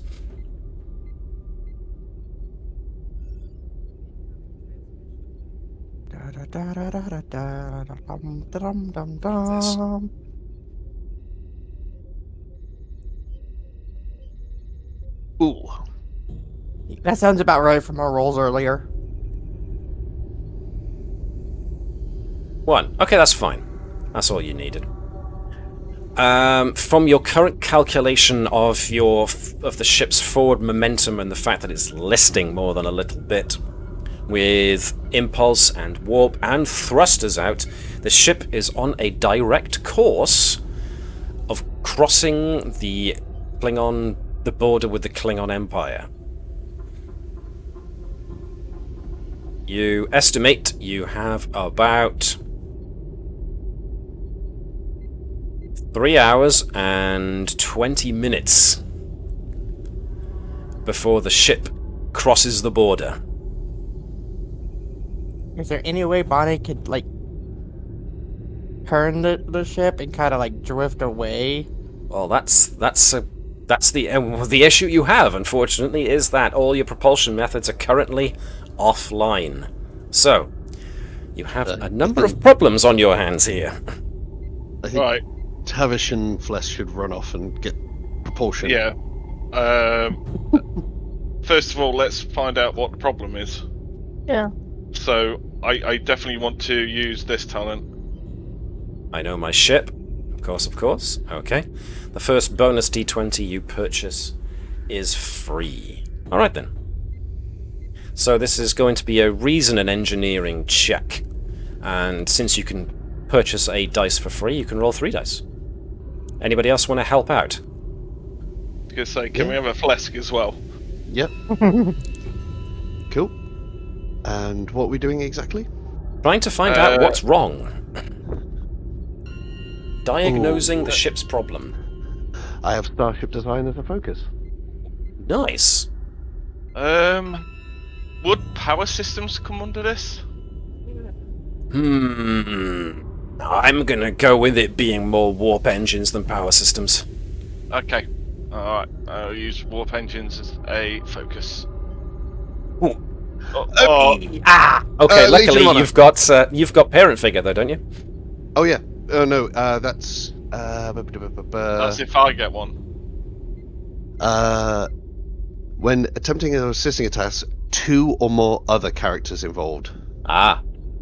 So there needs to be a third person. Okay, so what was that? I don't know if Flight Controller would have came into this to figure out what was wrong with the helm or propulsion. Up to you. It'll cost you a point of momentum to help. Alright, 'cause I was just curious, because it's like, when attempting an engineering task related to flight or propulsion, would this count? Because I can use con instead of engineering. Yes, I will go with yes, that would apply. So if you're willing to spend a momentum to get involved, other than that, then yes, Phlesc has to use a Legion of Honor. Yeah, so just for tracking, I've already ticked it off. Hey. Okay, cool. Nice. Good. Okay, so, yeah, what have we got now? So, Tavish, has Tavish done her roll yet? No, not yet. I was seeing if Liz was rolling hers, going to be rolling. Really not. Oh wait, no, sorry, I don't need to use that. Maintenance specialist, the first complication rolled on an engineering task. There we go then. Woohoo! Yeah, just ignore that. I'll take that back. Either way, though, is Bonnet joining in then, Liz?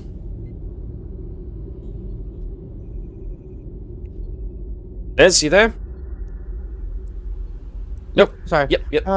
Is Bonnet joining in? If they want her to, she can. Yeah, we'll use the momentum. Okay, one momentum gone. So, Bonnet can use reason and con then, in that case, to try and help diagnose what the problem is with the engines. And I do have a focus on propulsion. Yes. And home operations. You're all good.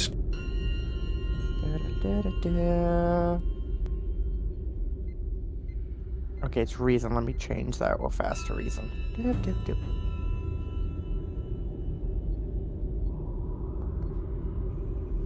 Not bad at all, not bad at all. So, that is one success we've got so far, so it's now all down to Tavish's reason and engineering. And that makes the 3 dice, so that's pretty good. 3 things. So that momentum comes straight back into the pool. It takes a lot of shuffling around to eventually diagnose the problem. You have to look around, but since it was the starboard nacelle that cut out, it's eventually discovered that one of the plasma injectors in the starboard nacelle strut actually overloaded, which then caused a cascade surge. With my technical knowledge, would this... How rare is this occurrence? Yeah, it doesn't happen all that often. You've got things that are supposed to regulate the energy going to and from the nacelle, so... Okay. Could it be external? What was that, sorry? An external factor? Okay. Yes. Yeah, me and Connie had the same So you need to scan everything. Yeah. Scan everything. Well, by all means, you can try and check internal sensors to see if you can... or external sensors. What steps would you like to take next? What exactly do you want to do? I guess we could start with internal sensors, and then if nothing comes up, we can try external sensors, but also check if there are any ships nearby. Okay. Alrighty. So that's Gurkau checking sensors, so that's going to be a simple control and science check. Mm-hmm. There's going to be no god focus for this one, though. Damn.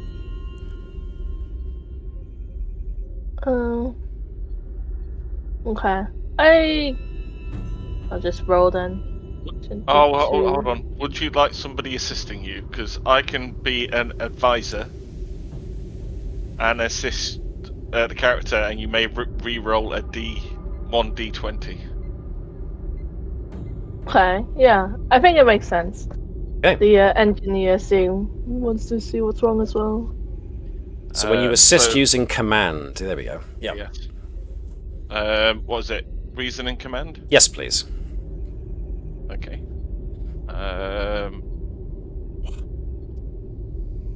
Roll 1 dice. I have not got any focuses in this, so...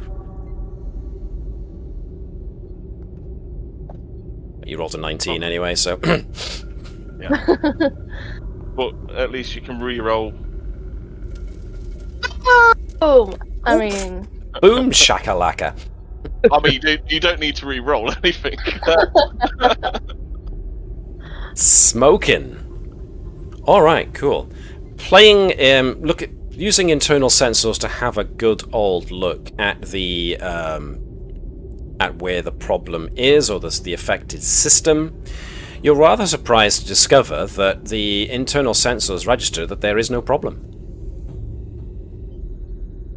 But other internal sensors readings to do with the actual levels, the monitored levels of things and whatnot, do show that at a certain point there was an overload noted in the plasma injectors in the starboard nacelle that just seemed to come out of nowhere.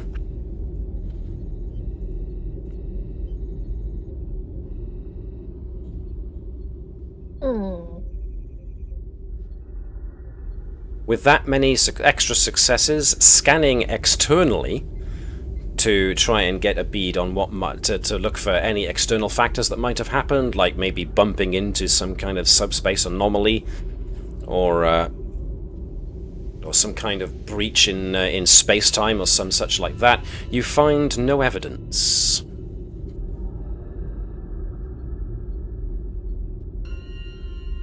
So it could have just been a freak accident, or perhaps maybe sabotage. Well, no. I have no reason to suspect that. Well, but I don't know. So, you currently have a ship without power, or without primary power at the very least. You're operating on reserve power only, but all of your propulsion systems are out. Your shields are currently down to 60%. You've lost weapons and comms as well. Okay, alright. First of all, let's get... I want to try and get the power back. So,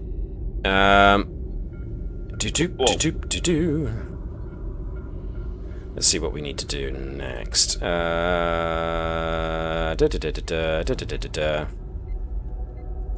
most prescient problem, of course, is the fact that you need to reignite the warp core. Yep. So you're gonna have to restart the core, which can.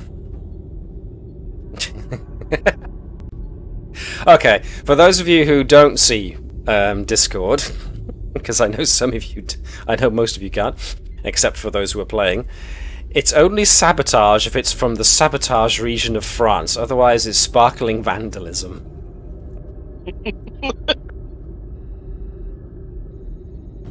Which, if people don't know that reference, that's actually a nice twofold reference. That's one, a Star Trek reference from William Shatner, and two, a Wayne's World reference. So, way to combine your references there, Mark.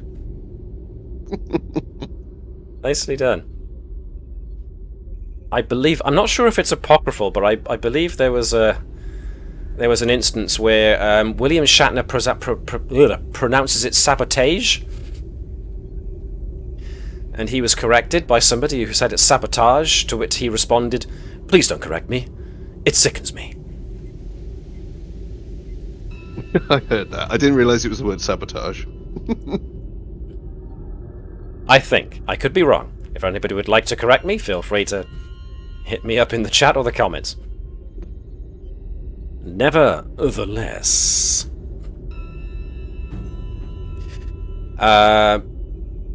what was I saying? Right, so you have your choices of what to try and fix next, which is primarily, of course, going for trying to restart the core. Now, we can either try restarting this the normal safe way, which takes time, or we could skip a few safety measures and try and get it done as quickly as possible, but with the possibility of short-shrifting a few safety procedures, and the inherent danger that brings.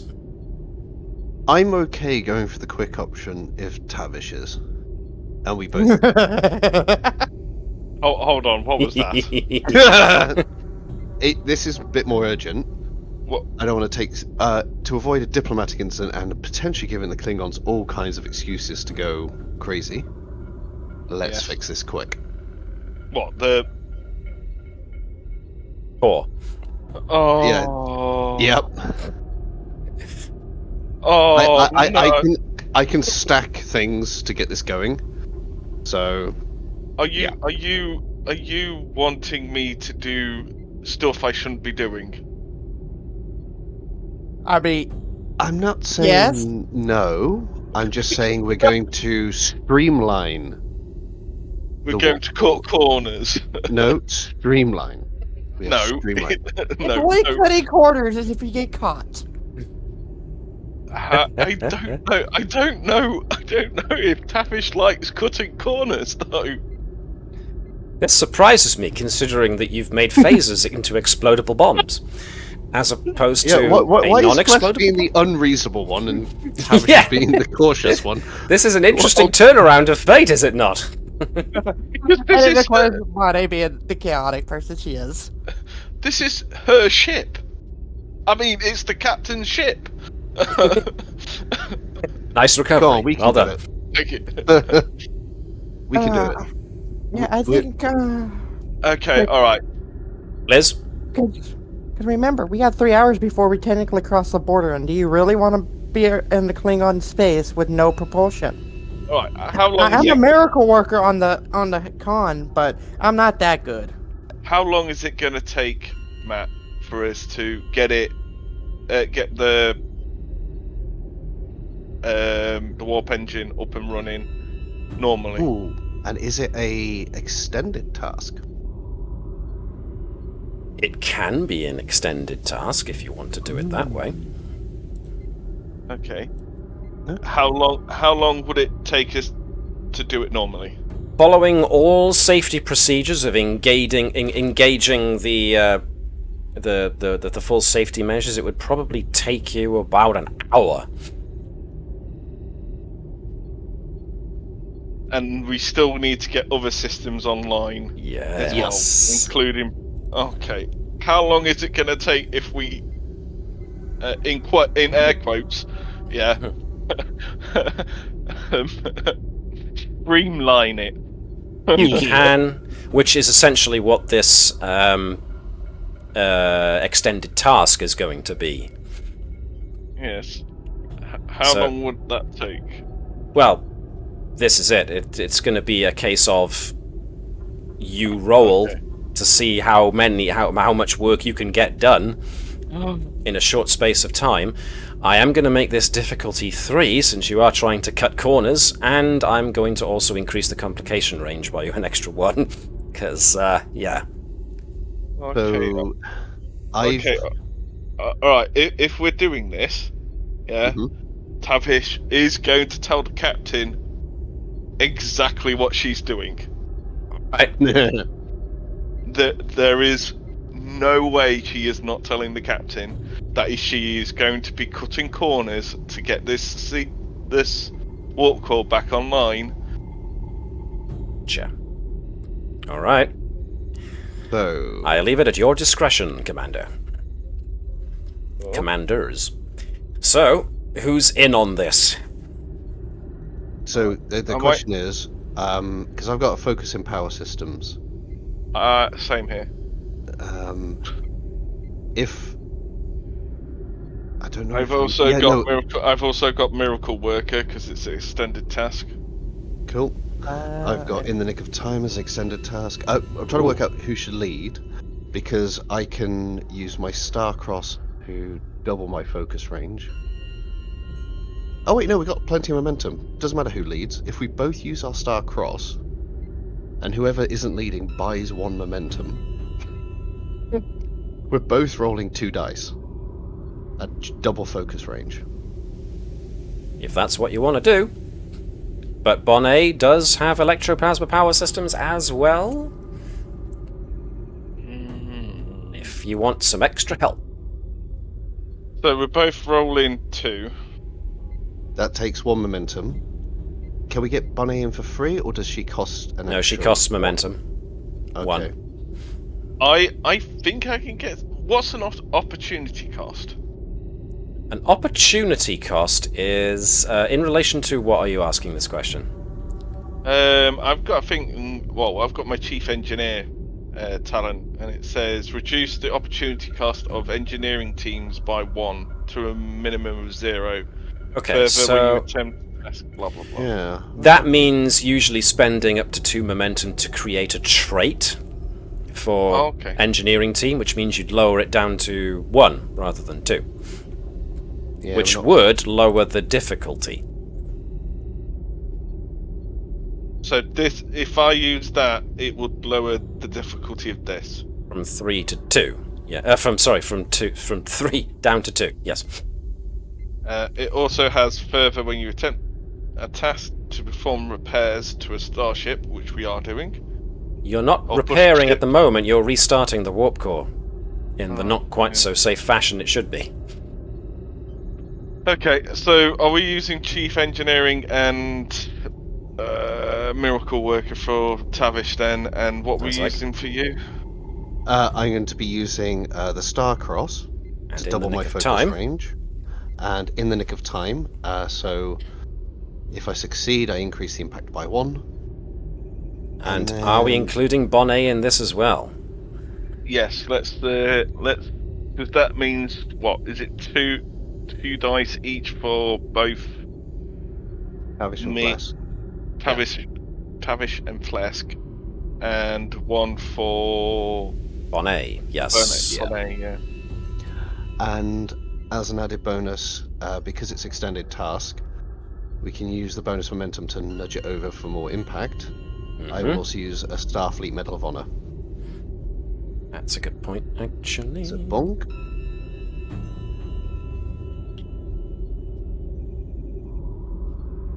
So, one of them. Attempting an extended task. And Starcross. Bam. So I'll just take 1 off of each of those. Cool. Alright, so looks like we are doubling focus ranges. We are buying. Are we buying a security team? Sorry, an engineering team. Yeah, I think so. Because that's 2 momentum. That's another one gone. Oh, 1 momentum. Sorry. And how is Phlesc rolling 2? I'm buying 1 momentum. So you're spending the last point of momentum to buy yourself an extra dice. Okie spooky doos. So, Bonnet is going to be doing reason and engineering, probably, unless you've got a way of making it reason and con.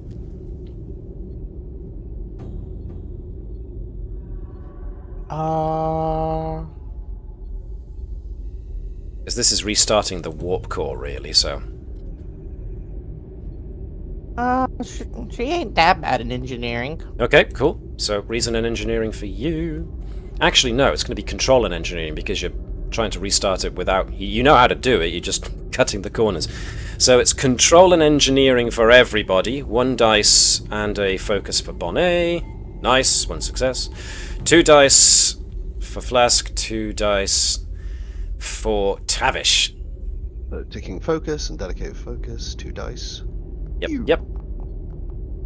Ooh. Spiffy. I haven't got a dedicated. Have I got dedicated? No. You've got Starcross, so it's... If you use a Starcross, it doubles your focus range.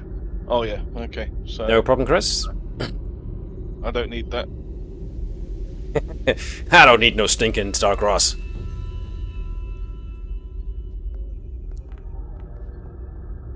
Ooh, hello. No. It's the first one. Bam. Alright then. So that's 1, 2, 3, 4 successes. It was 2, so you got 2 over and above what was needed, so I'll throw that back into the momentum pool. So, when an extended task, your impact... resolve the task as normal against the extended task's difficulty. Ooh, that's a thought. Were there any 19s rolled? No. Okay, cool. You're all good on that front. Your impact is equal to the department used in your task roll, which may be modified by further talents or factors. So, it's going to be Tavish's engineering of 5. And we have... Whenever you increase the impact by 1. Okay, so that's an extra 1. What was it for Miracle Worker? You may increase your impact by 1 by spending 1 momentum instead of 2. And also, I spent this, the Starfleet Medal of Honor, so we got 2 bonus momentum that cannot be saved. So we could spend those 2 bonus momentum on that. Instead of spending the momentum we banked. Okay.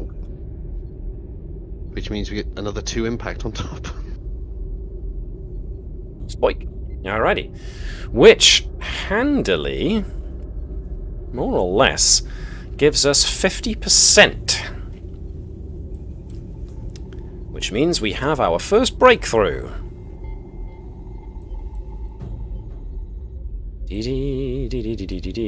Where is it for the list of what you can do with breakthroughs? Aha, 330.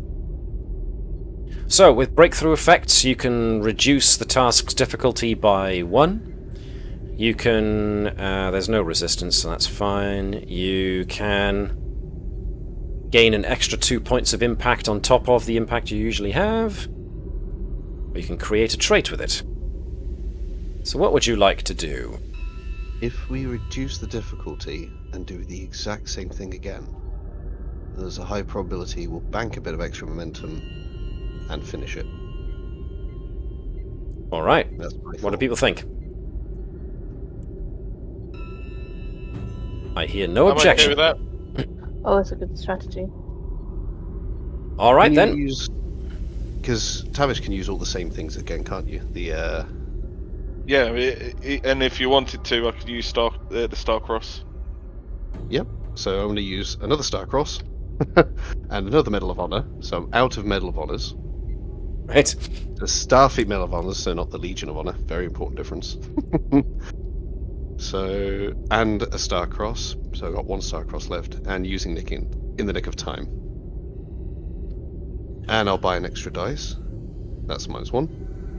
And then We want spend another one off dice. for buying Bonnet in, if we're still buying Bonnet in. And we can't reduce the difficulty below, because what is it now? It's now on... It'll be on 2 if you lower the difficulty for the thing.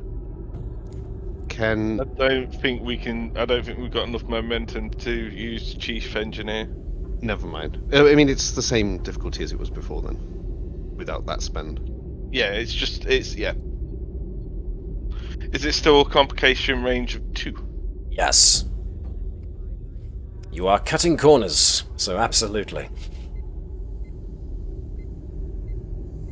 Alright then, same as before. Control and engineering from the affiliated folks. And I am using a Starcross on time. Bad luck, Bonnet. Remember to Which is- tag the box for dedicated focus. Okay. And focus as well. And focus, yes, definitely focus as well. Hold on. I've got to change the complication range. Ooh, Okay, got that. Yakasha. Phlesc does very well. Which means that everything you do, which is 4! That's a good zap. Starcross. So that's 4 extra momentum you bought, on top of an extra 1 impact. And you're using Starcross. Does the Starcross do Medal the of Honor. bonus momentum? Starfleet Medal of Honor gives 2 bonus momentum. So you've already got 3 over and above there without even trying anything. So with 4 extra momentum, you could conceivably finish this whole thing. Can't we use miracle work? Yeah, that's what I was thinking. Using Miracle Worker to spend the 2 I won Yeah. gives you 2 more impact. Yeah. Jesus. We just Alright bank then. the bonus momentum left over. Yeah. Bank it. Spoik! Moment. Well, good golly, good gosh, good grief. So cutting corners in this case really, really worked because you were able to get this thing started up in very little time. It was more like a case of it took you 15 minutes to get the whole thing started up rather than the hour or so that was required last time, if you were going to do it safely. And so, the ship has got power added back. But you've only got basic power still to most of the major systems, because the cascade of faults that happened as a result of whatever it was that actually occurred. You do have warp power, so all is cool with that. but you still don't have any propulsion. Okay. And Alright, go on, sorry. No, go on. I'm also going to say, Gurkow, on your sensors station, the external sensors have come back online after the power was brought on to tell you that there are warp signatures identifiable on the other side of the border with the Klingon Empire.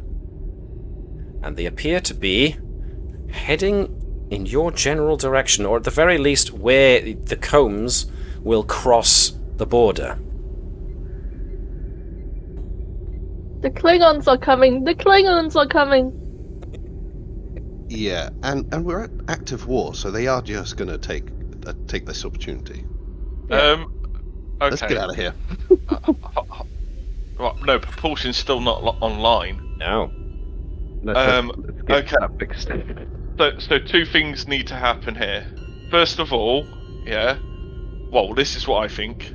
Rest of the crew, if you've got any more ideas, let me know. But two things I think should happen. One, we need to honestly find out what caused this cascade. Because even if we get the propulsion back online and everything else, the same thing may happen again. But we also need to put power to the propulsion. Right. I'd prioritize propulsion first to just get away from the border. Mm-hmm. And that could be one team. And the second team can investigate as we get propulsion going. And then the first team, after getting propulsion going, looks at getting our warp online. So we want to get basic propulsion back. First, yeah. Okie dokie. The investigation would be good, but the incident happened with the warp nacelle.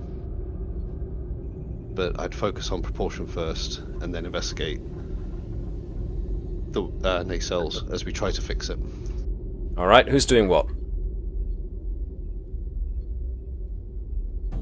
I'm going to be on the second team to investigate what exactly is going on. Okay. Bonnet's gonna get propulsion back online. And so will Phlesc assist with propulsion. Alrighty. Are Phlesc and Bonnet having any help from anybody else? Oh, there's two of us. We can pull in Zomvogor. He's got engineering 5. So you're using one of your supporting cast? No, engineering 4, sorry. Oh wait, no, do we want to spend that momentum? Not really. I mean, if you do, like, the engine also has that focus in propulsion systems.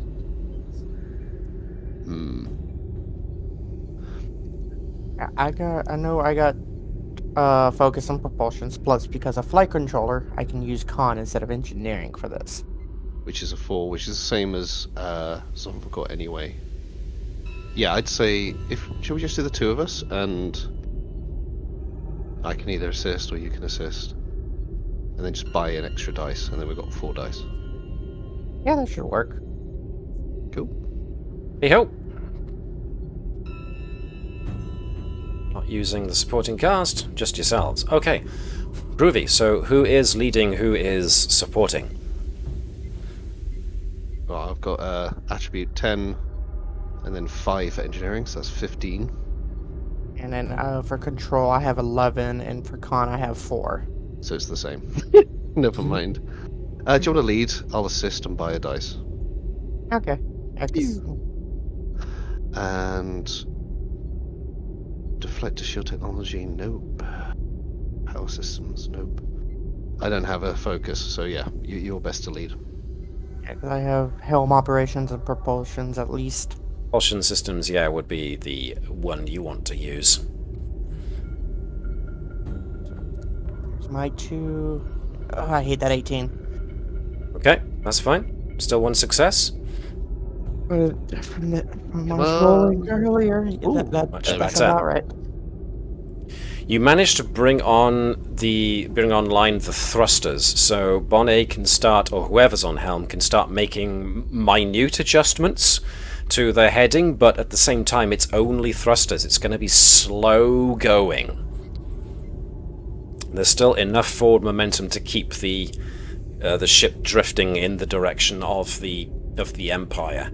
So just using thrusters, you can start to nudge the ship, but yeah, without impulse and warp, it's a slow, laborious process, and it might not make it in time. But we can buy ourselves some time. Yes. So you've got that. So, meanwhile, the investigative team looking at the nacelle. So who's investigating the nacelle? That'd be me. Anybody else? You can help. Ready. How much momentum have we got?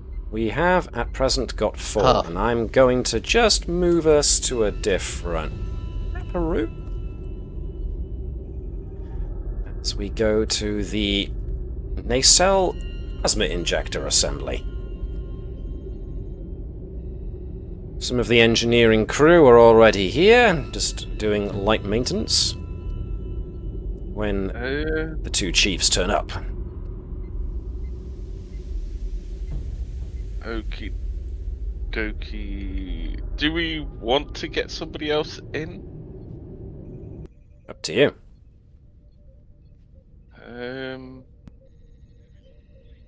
I think Ensign Kenson has maintenance as a focus or talent. I can't remember. Yep, I think both of them do. Both of your supporting cast for engineering. Yeah, let's take. Is it all right for us to? Is it all right for me to take? Well, apparently I'm back. Sorry, I don't know why I hijacked them for a second. It's all right. I've also said something as well. People keep on hijacking my character. It's fine. Okie dokie.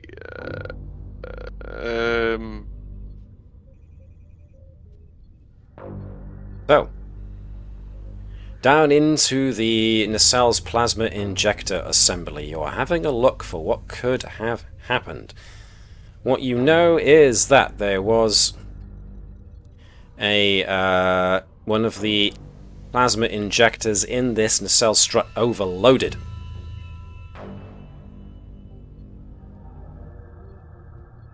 Overloaded.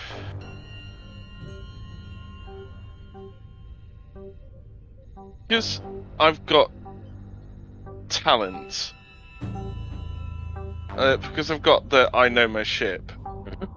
I don't think that works because I've already used it to find out what the technical problem was, haven't I? This is the source of the technical problem, so you can still use I know my ship. Okay. You know what happened was that there was a failure, but now you're trying to trace how the failure happened. Yeah. Okay. All right. Yeah. Let's. I want to trace how it overloaded and how it cascaded into the other systems. Now this is where Gurkow can use her God Focus. Yes. Because there's only so many ways that such a cascade failure could have happened, and therefore balance of probability will indicate certain likely reasons. So, yes, you can do that. If you're bringing in Kenson, that will of course cost you a momentum to get her involved in the problem-solving initiative. Yes. So I'll do that now. So this is going to be reason and engineering for Kenson and Tavish, but reason and science for Gurkha, since she's using probability. Who's going lead? Who's going assist? I'm probably going to be lead. Okay. Chris, can I get you to be Ensign Kenson, please? Yep, by all means. I thought I'd gotten over my chuckle for Ensign Kenson, but apparently I haven't. I thought, yes, it's finally happened enough that I'm now used to it. No. Still makes me titter. So, reason and engineering with a focus on maintenance for Ensign Carly Kenson. Mm-hmm. 1 dice. Yeah, cool. Oh, check out Kenson! That's my Kenson right there.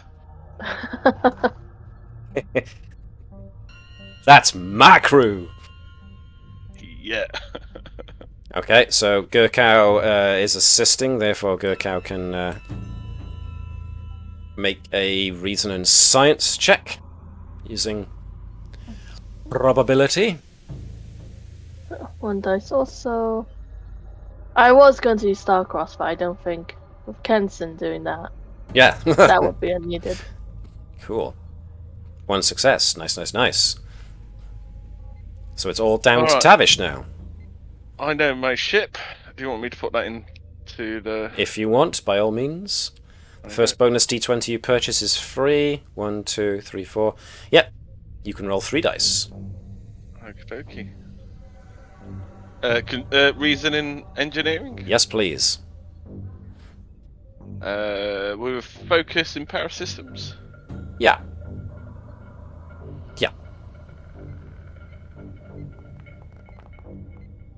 Ooh, good. All very good. So, ooh, wow, blimey. 7. Well, there's a full momentum pool for you right there. Ting! You find the problem actually a lot easier than you expected. Because there's a component piece missing from the injector assembly. Oh,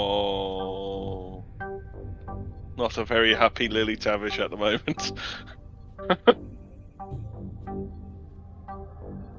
It's not a blown assembly, it's not a shorted out fuse or a misaligned piece of equipment. It's that there's an actual piece of the injector is missing. Sabotage! Yeah, Sabotage. Okay, alright.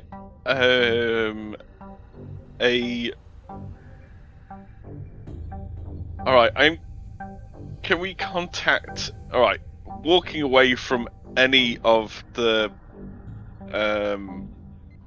of my engineering team.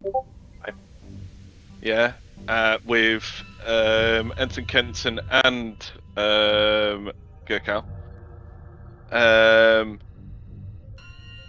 I'm going to get in touch with Garrow. Okay. Get into a private line with Garrow and the captain. Okay. And relay that the port nacelle. Was it port nacelle? The starboard nacelle is the one that failed. The starboard nacelle was sabotaged. Somebody had taken a component from it. And that they should probably investigate how this happened. Maybe see if... I don't know if we've got cameras on this ship. That would be internal sensors. Yes, internal sensors. Let's see if... Actually, we've got the chief science officer. Yes, you do. Here. Then actually, I wouldn't do that. I would ask Garrow. Not Garrow. Gurkau.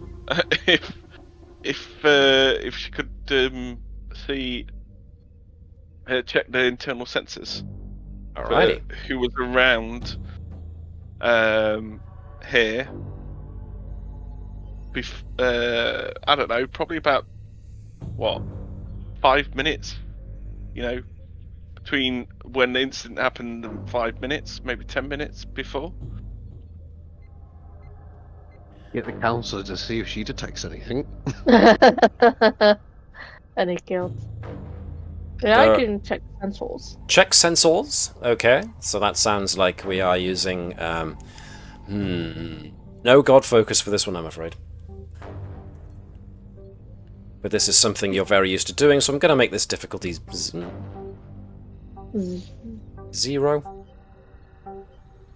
I just want to see how you do. So yeah. Would you like me to help? Tavish just basically looking over Gurkhow's shoulder while she's accessing internal sensors. I do have an advisor, by the way. I can help you with this. Push that button. And that button. Yeah. And then push this button. Micromanage. Micromanager. No, push this button. Yeah, what would you like me to roll? Seeing as I'm assisting. Control and command.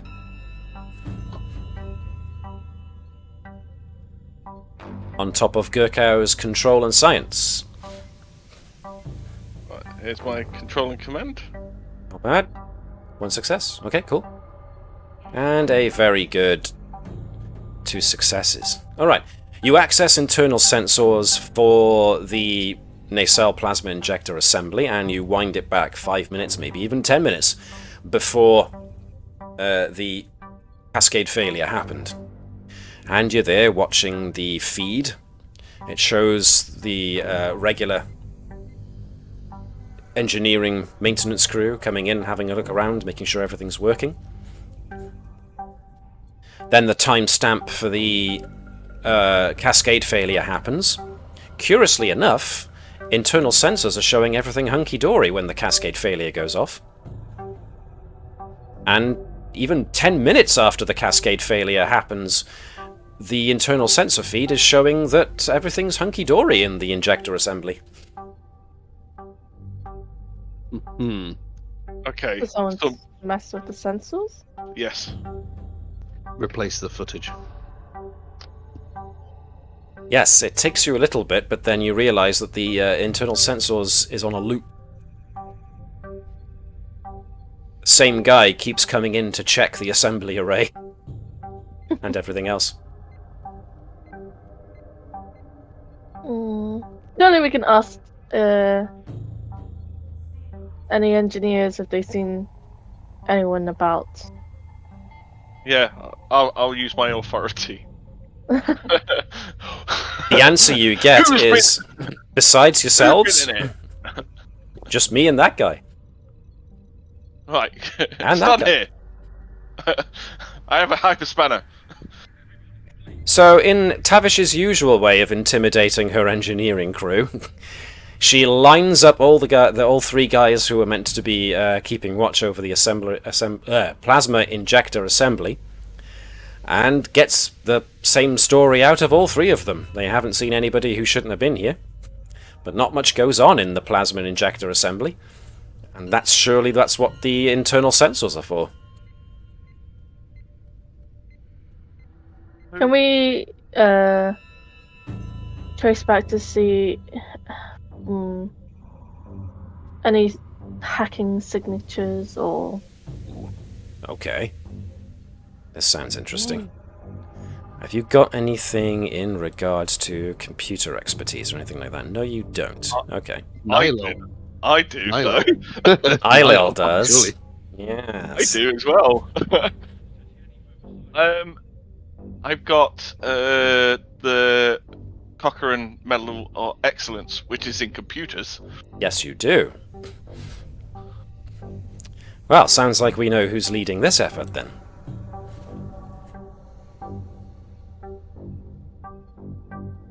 I can't see what it actually... Yeah, this one. Okay. Select a single focus. Once per mission, when you spend determination, you get double determination benefits. Okay. So is that 4 successes? Yes. Without trying. Alright, let's do this. You have to spend your determination, but you will gain the benefit of 4 successes to do so. Yes. I'm happy to do this. Okay. I'm also going to plug in Hello? Nilo. Yeah. Alrighty. Oh, which determination am I using? Where there's a will, there's a way. Sounds about right. Okay. Give me 2 seconds. I'd have said obsessive tendencies, because it's your ship. Maybe obsessive tendencies, actually. Yeah, that'll make a bit more sense. Remember to note it down in your personal log. That is what I'm doing right now. This is episode 25, is it not? We are indeed on. Oh, I just got kicked out. Oh, yeah, so you did. It doesn't like you. That's my other cross-franchise reference for tonight. Obsessive tendencies, then. Obsessively scouring through the internal sensors for evidence of tampering.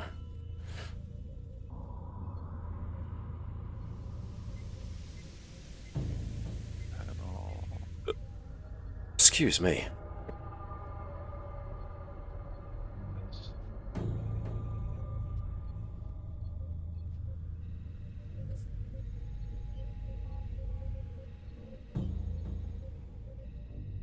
So whilst Dave is doing that, I am going to tick off the point of determination that Tavish has, and say that as you plug yourself into the console, Tavish and Nyla start scanning through the internal sensors. And so... Scanning. Standby. Invasive computer program detected. Headers from invasive program. Contain markers consistent with Orion hacking mechanisms.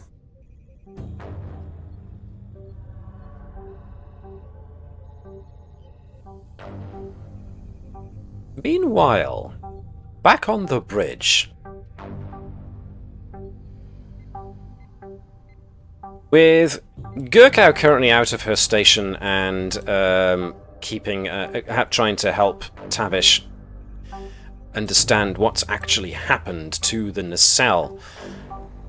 Let's have... Is it Dufresne? Dufresne's got sensors, so she tends to be second whilst Gurkow's away. Sensors and tactical issue an alert. Now that the ship is getting closer to the Klingon border, sensors can make out a trio of Klingon ships that are now positioned exactly on the other side of the border. They are currently stationary, but they are sat essentially waiting, watching as the Combs drifts ever closer to the border. Initial scans indicate that the three ships are comprised of a D7 Katanga battlecruiser and 2 Burrell-class birds of prey.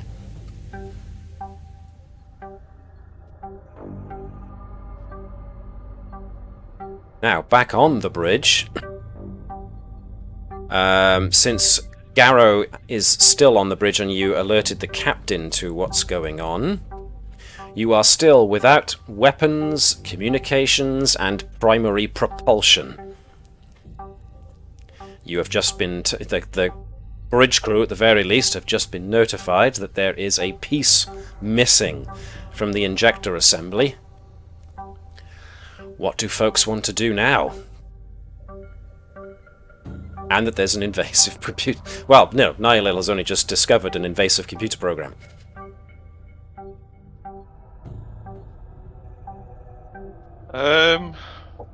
With the ship,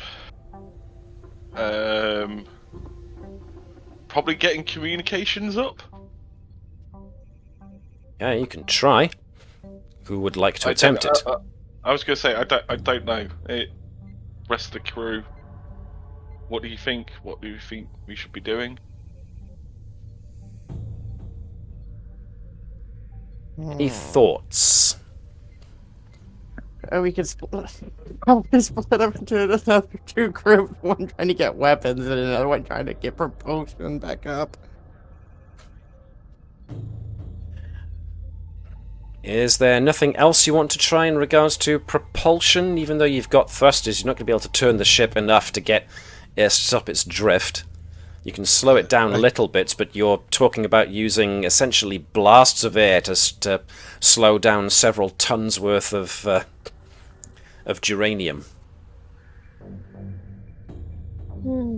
Is there a way to clear a few decks and like vent that certain area that where it's like vents in the front of the ship to slow us down? Ooh, interesting thought.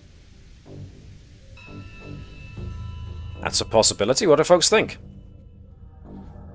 I came up with another idea, but I do like Liz's idea.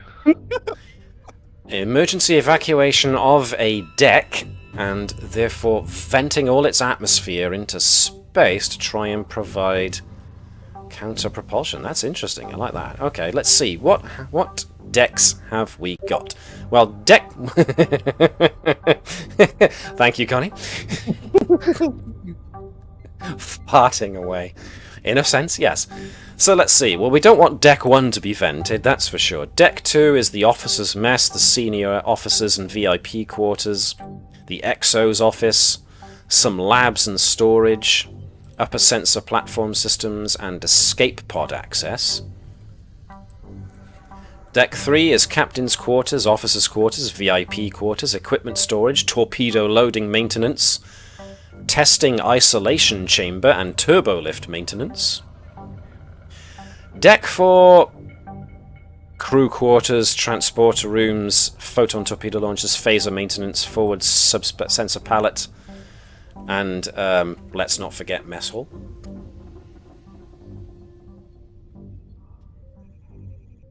Deck 5 is sick bay. I wouldn't recommend venting that deck. Deck 6, crew quarters, non-specific science laboratories, deflector control, auxiliary computer core, deuterium processing. That wouldn't necessarily be a good idea.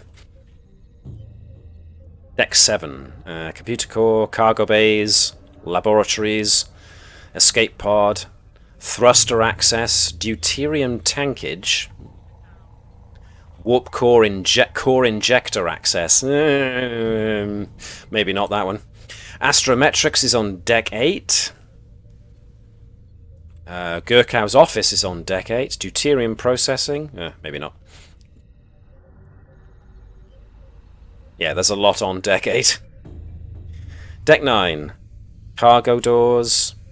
Aerowing shuttle. Labs. Not much on Deck 9.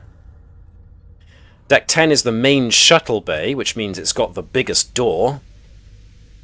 Shuttle bay storage, flight control center, the aft EV air access airlock.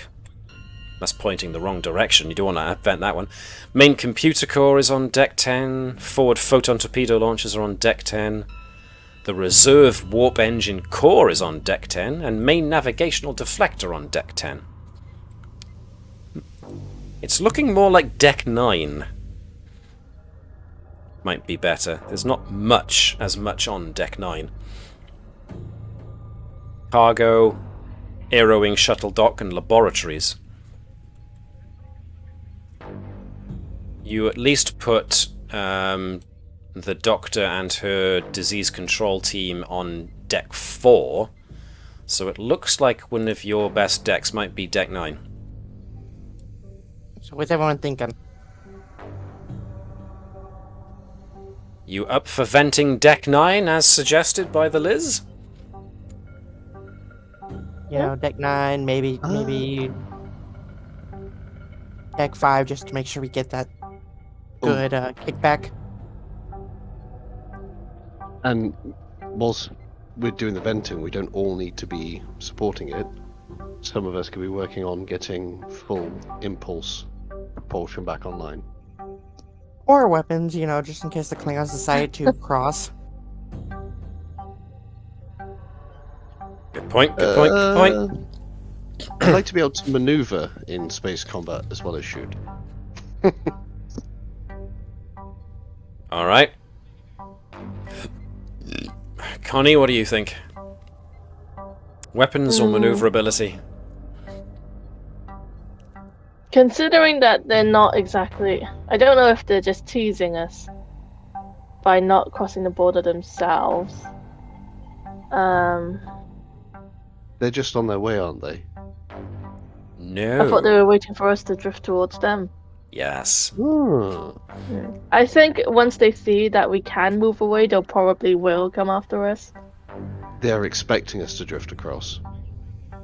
But as soon as we... odd. Which suspects that they know about the sabotage. Interesting thought. What was that? What was that, Liz? Get weapons. It's like, hence why I'm suggesting get weapons operational too. Well, at the moment, it's one or the other. Yeah, I'd say propulsion, because the saboteur could still be on board.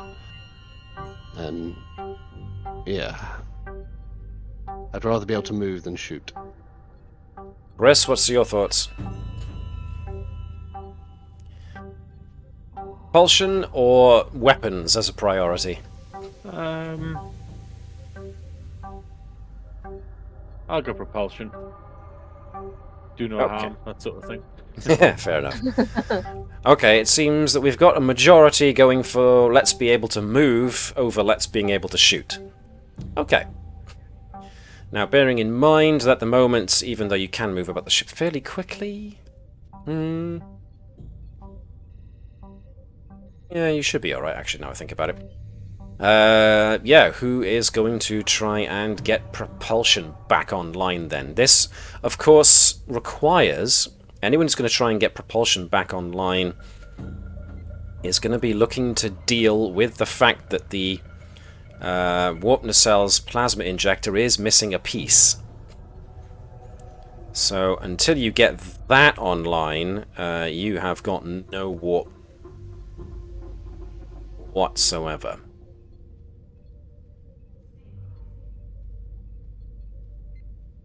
But impulse might be the best you can manage to get.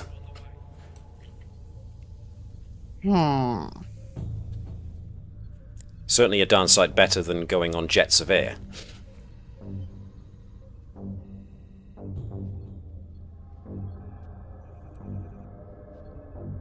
Let's see. So, are we still going with the evacuating a deck and venting its atmosphere to get a good turn on? That sounds a bit dirty. Yeah. A good turn going. Yes. While Bonnet and probably some other people try to get propulsions online so we can... We did, yeah. Bonnet and Phlesc did well on the first round of just getting basic propulsion online. Okay. So yeah, we'll do it at the same time, but we'll resolve the venting first. Ooh, okay. Alright. Let's go with... that's gonna...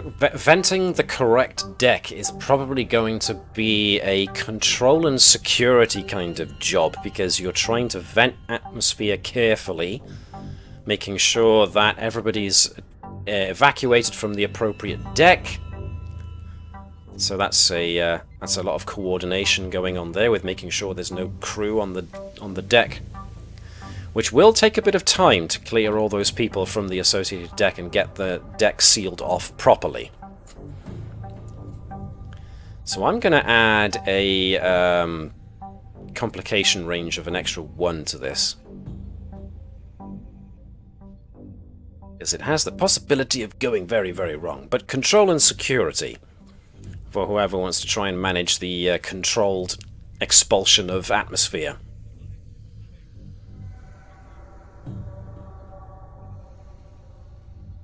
I mean, Garrow and Lian Zhang are probably our best security. You have got 5 crew support remaining. Or ACOS, sorry. Garrow and ACOS. No, pardon me. No, I was right the first time. 4 crew support remaining. So if you wanted, you could activate Garrow or ACOS or Lianjiang. Garrow, definitely. Folks good for Garrow? Mm-hmm. Then we are using the Garrow. So let me bring him into the middle so I can remember which supporting characters have been used. Righty-ho then. So, Garrow. We are going with controlled expulsion, which makes sense. Chief of Security trying to make sure everybody's out. Give me a control and security check then for Garrow, please. Chris? Certainly. Control security. 2 dice. 2 dice? Yeah, sure. Thank you. And any 19s or 20s are themselves... Oh, never mind anything. It is... The deck is evacuated in a very prompt and non-panicked order. Everybody goes calmly about their business. Which means that you have managed to slow down the combs quite nicely. It's now going to take another 3 hours before you go even close to the border, but you have significantly slowed down the drift of the combs. So that's good. It's very, very good. Was there something else you wanted to try your hand at fixing before we got any further? Do we want to fully fix propulsion or go straight to the fixing warp? And just get out of here? I have a feeling we probably won't be able to get out of here if the saboteur is so inclined.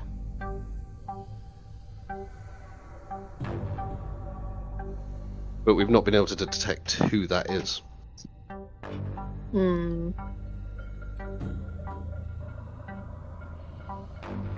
So what would you like to do in that regards? I do think fixing the ship is the priority.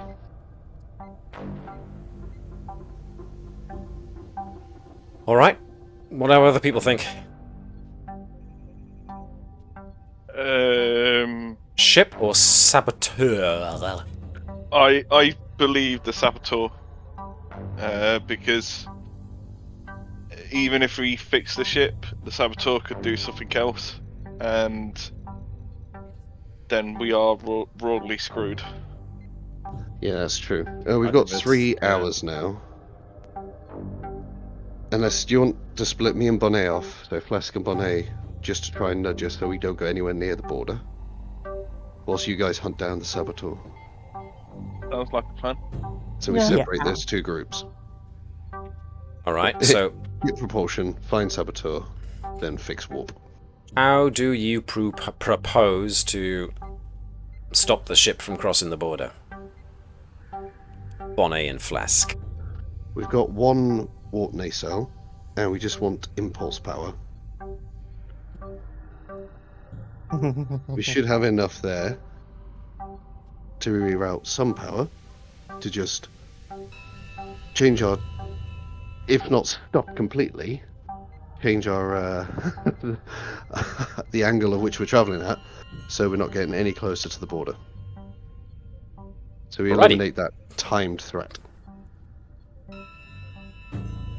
Alright, so I just want to see how you guys manage with that then, so let's just give you a... You've now got main power, you've done all that, so I'm going to say it's going to be difficulty 2. So you just need one success each, so give it your best shot. So, Bonnet's leading? Sure.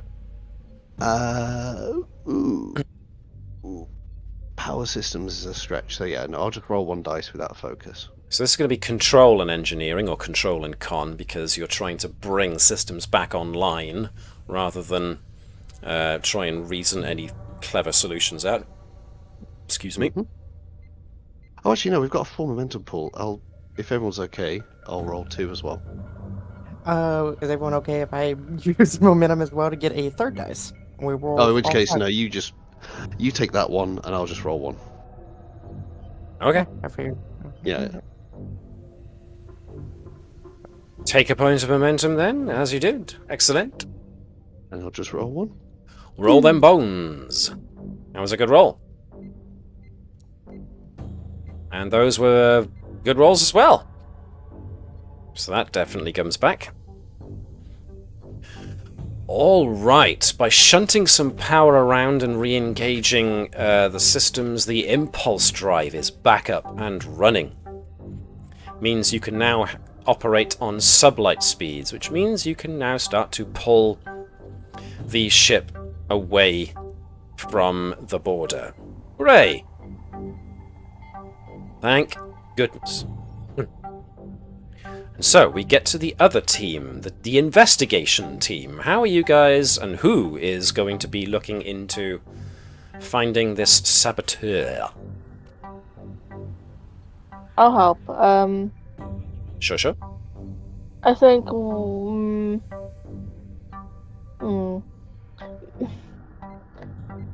of the paths to take is to use sensors to locate the missing part, and then see if we can trace the path. Nice. Interesting thought. Okay, I like it. Let me think for a second. Anybody else want to join in on this hunt? Or is it just going to... Gurkau just going to use probability to start scanning ship for detached assembler injector? I had Tavish would want to. Or just go round with a hyperspanner. Whack! Where is it? The two most violent ones. Okay. Well, I had another suggestion. Right, let's hear it. I do like Connie's. It was finding out where this invasive computer program was put into. Ah. Yeah, came from, and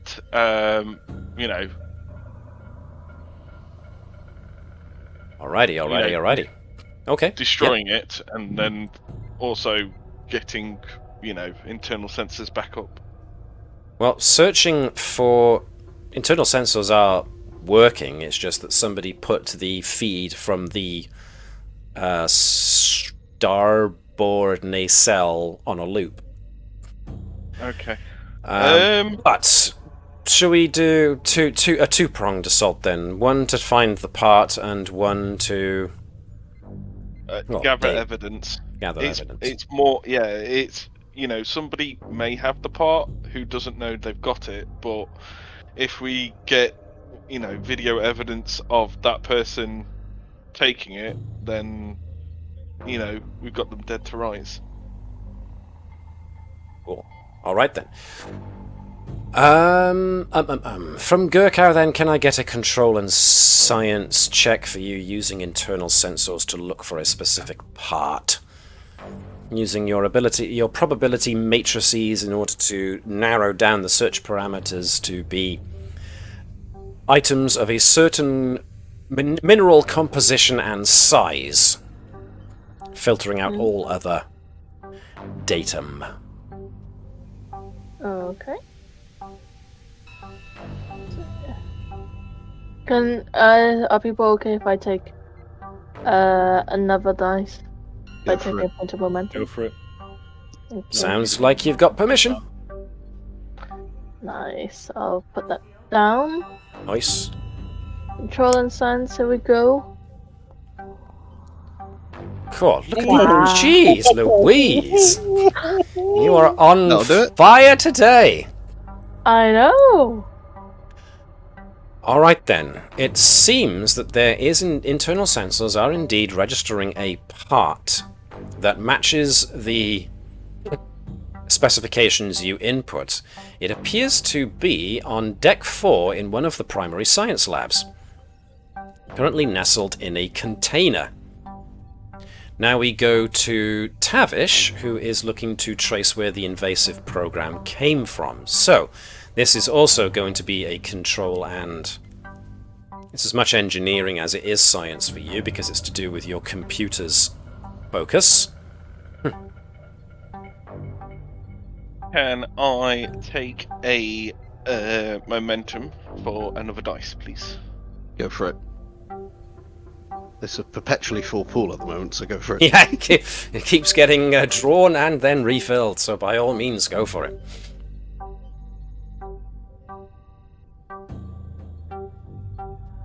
So by all means, pull a point of momentum and add an extra dice to your roll. Okie dokie.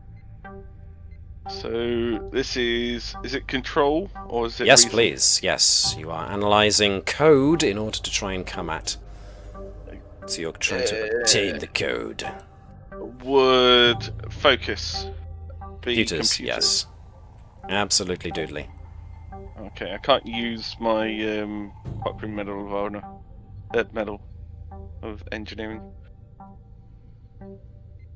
You've already used it once, haven't you? Yes, I have. And you've spent the determination, so... Yes, I have. Unless I want to make this more difficult for myself.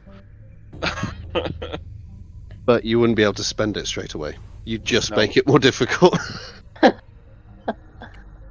He speaks truth, this one. Alright, I am rolling dice now. 4 successes. Excellent, excellent. Nylil and Tavish managed to work together to trace the first time that this invasive program appears as being within an hour of when you launched from the starbase on your way to your miner.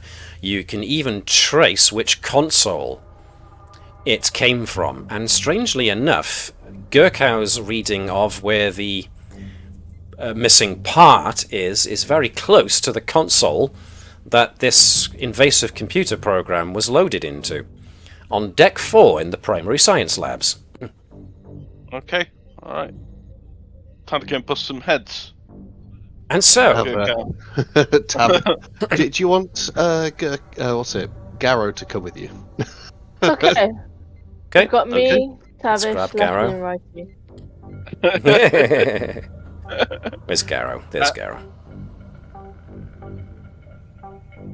So, Chief of Security, big, beefy, Idris Elba-looking MFer that he is.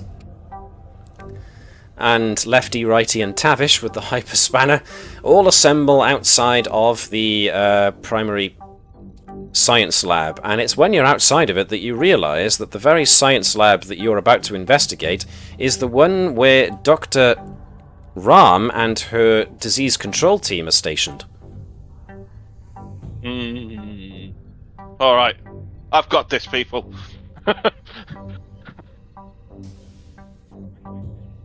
Everybody, stop what you're doing. She's holding a hyper spanner in her hand. Aimed and ready to throw. Okay. Everybody freezes what they're doing. Dr. Ram looks back at the intrusion and goes, What's going on here? At which point you hear a clatter of equipment fall from over here. As you realise both Tavish and Gurkha realise the very station they were looking for is right over here. Right next to Lieutenant Kyle Huntsley, who now looks very, very shocked and worried. At which point, Matt spends 2 points of threat as Huntsley lifts a pad, holds a data pad in one hand and presses the pad. Oh. At which point... At which point... the lights go out. And that's where we're going to leave it. For today. Now, Connie and Chris, I believe, are unavailable next week. Mm-hmm. So we move the conclusion of this event to 2 weeks' time.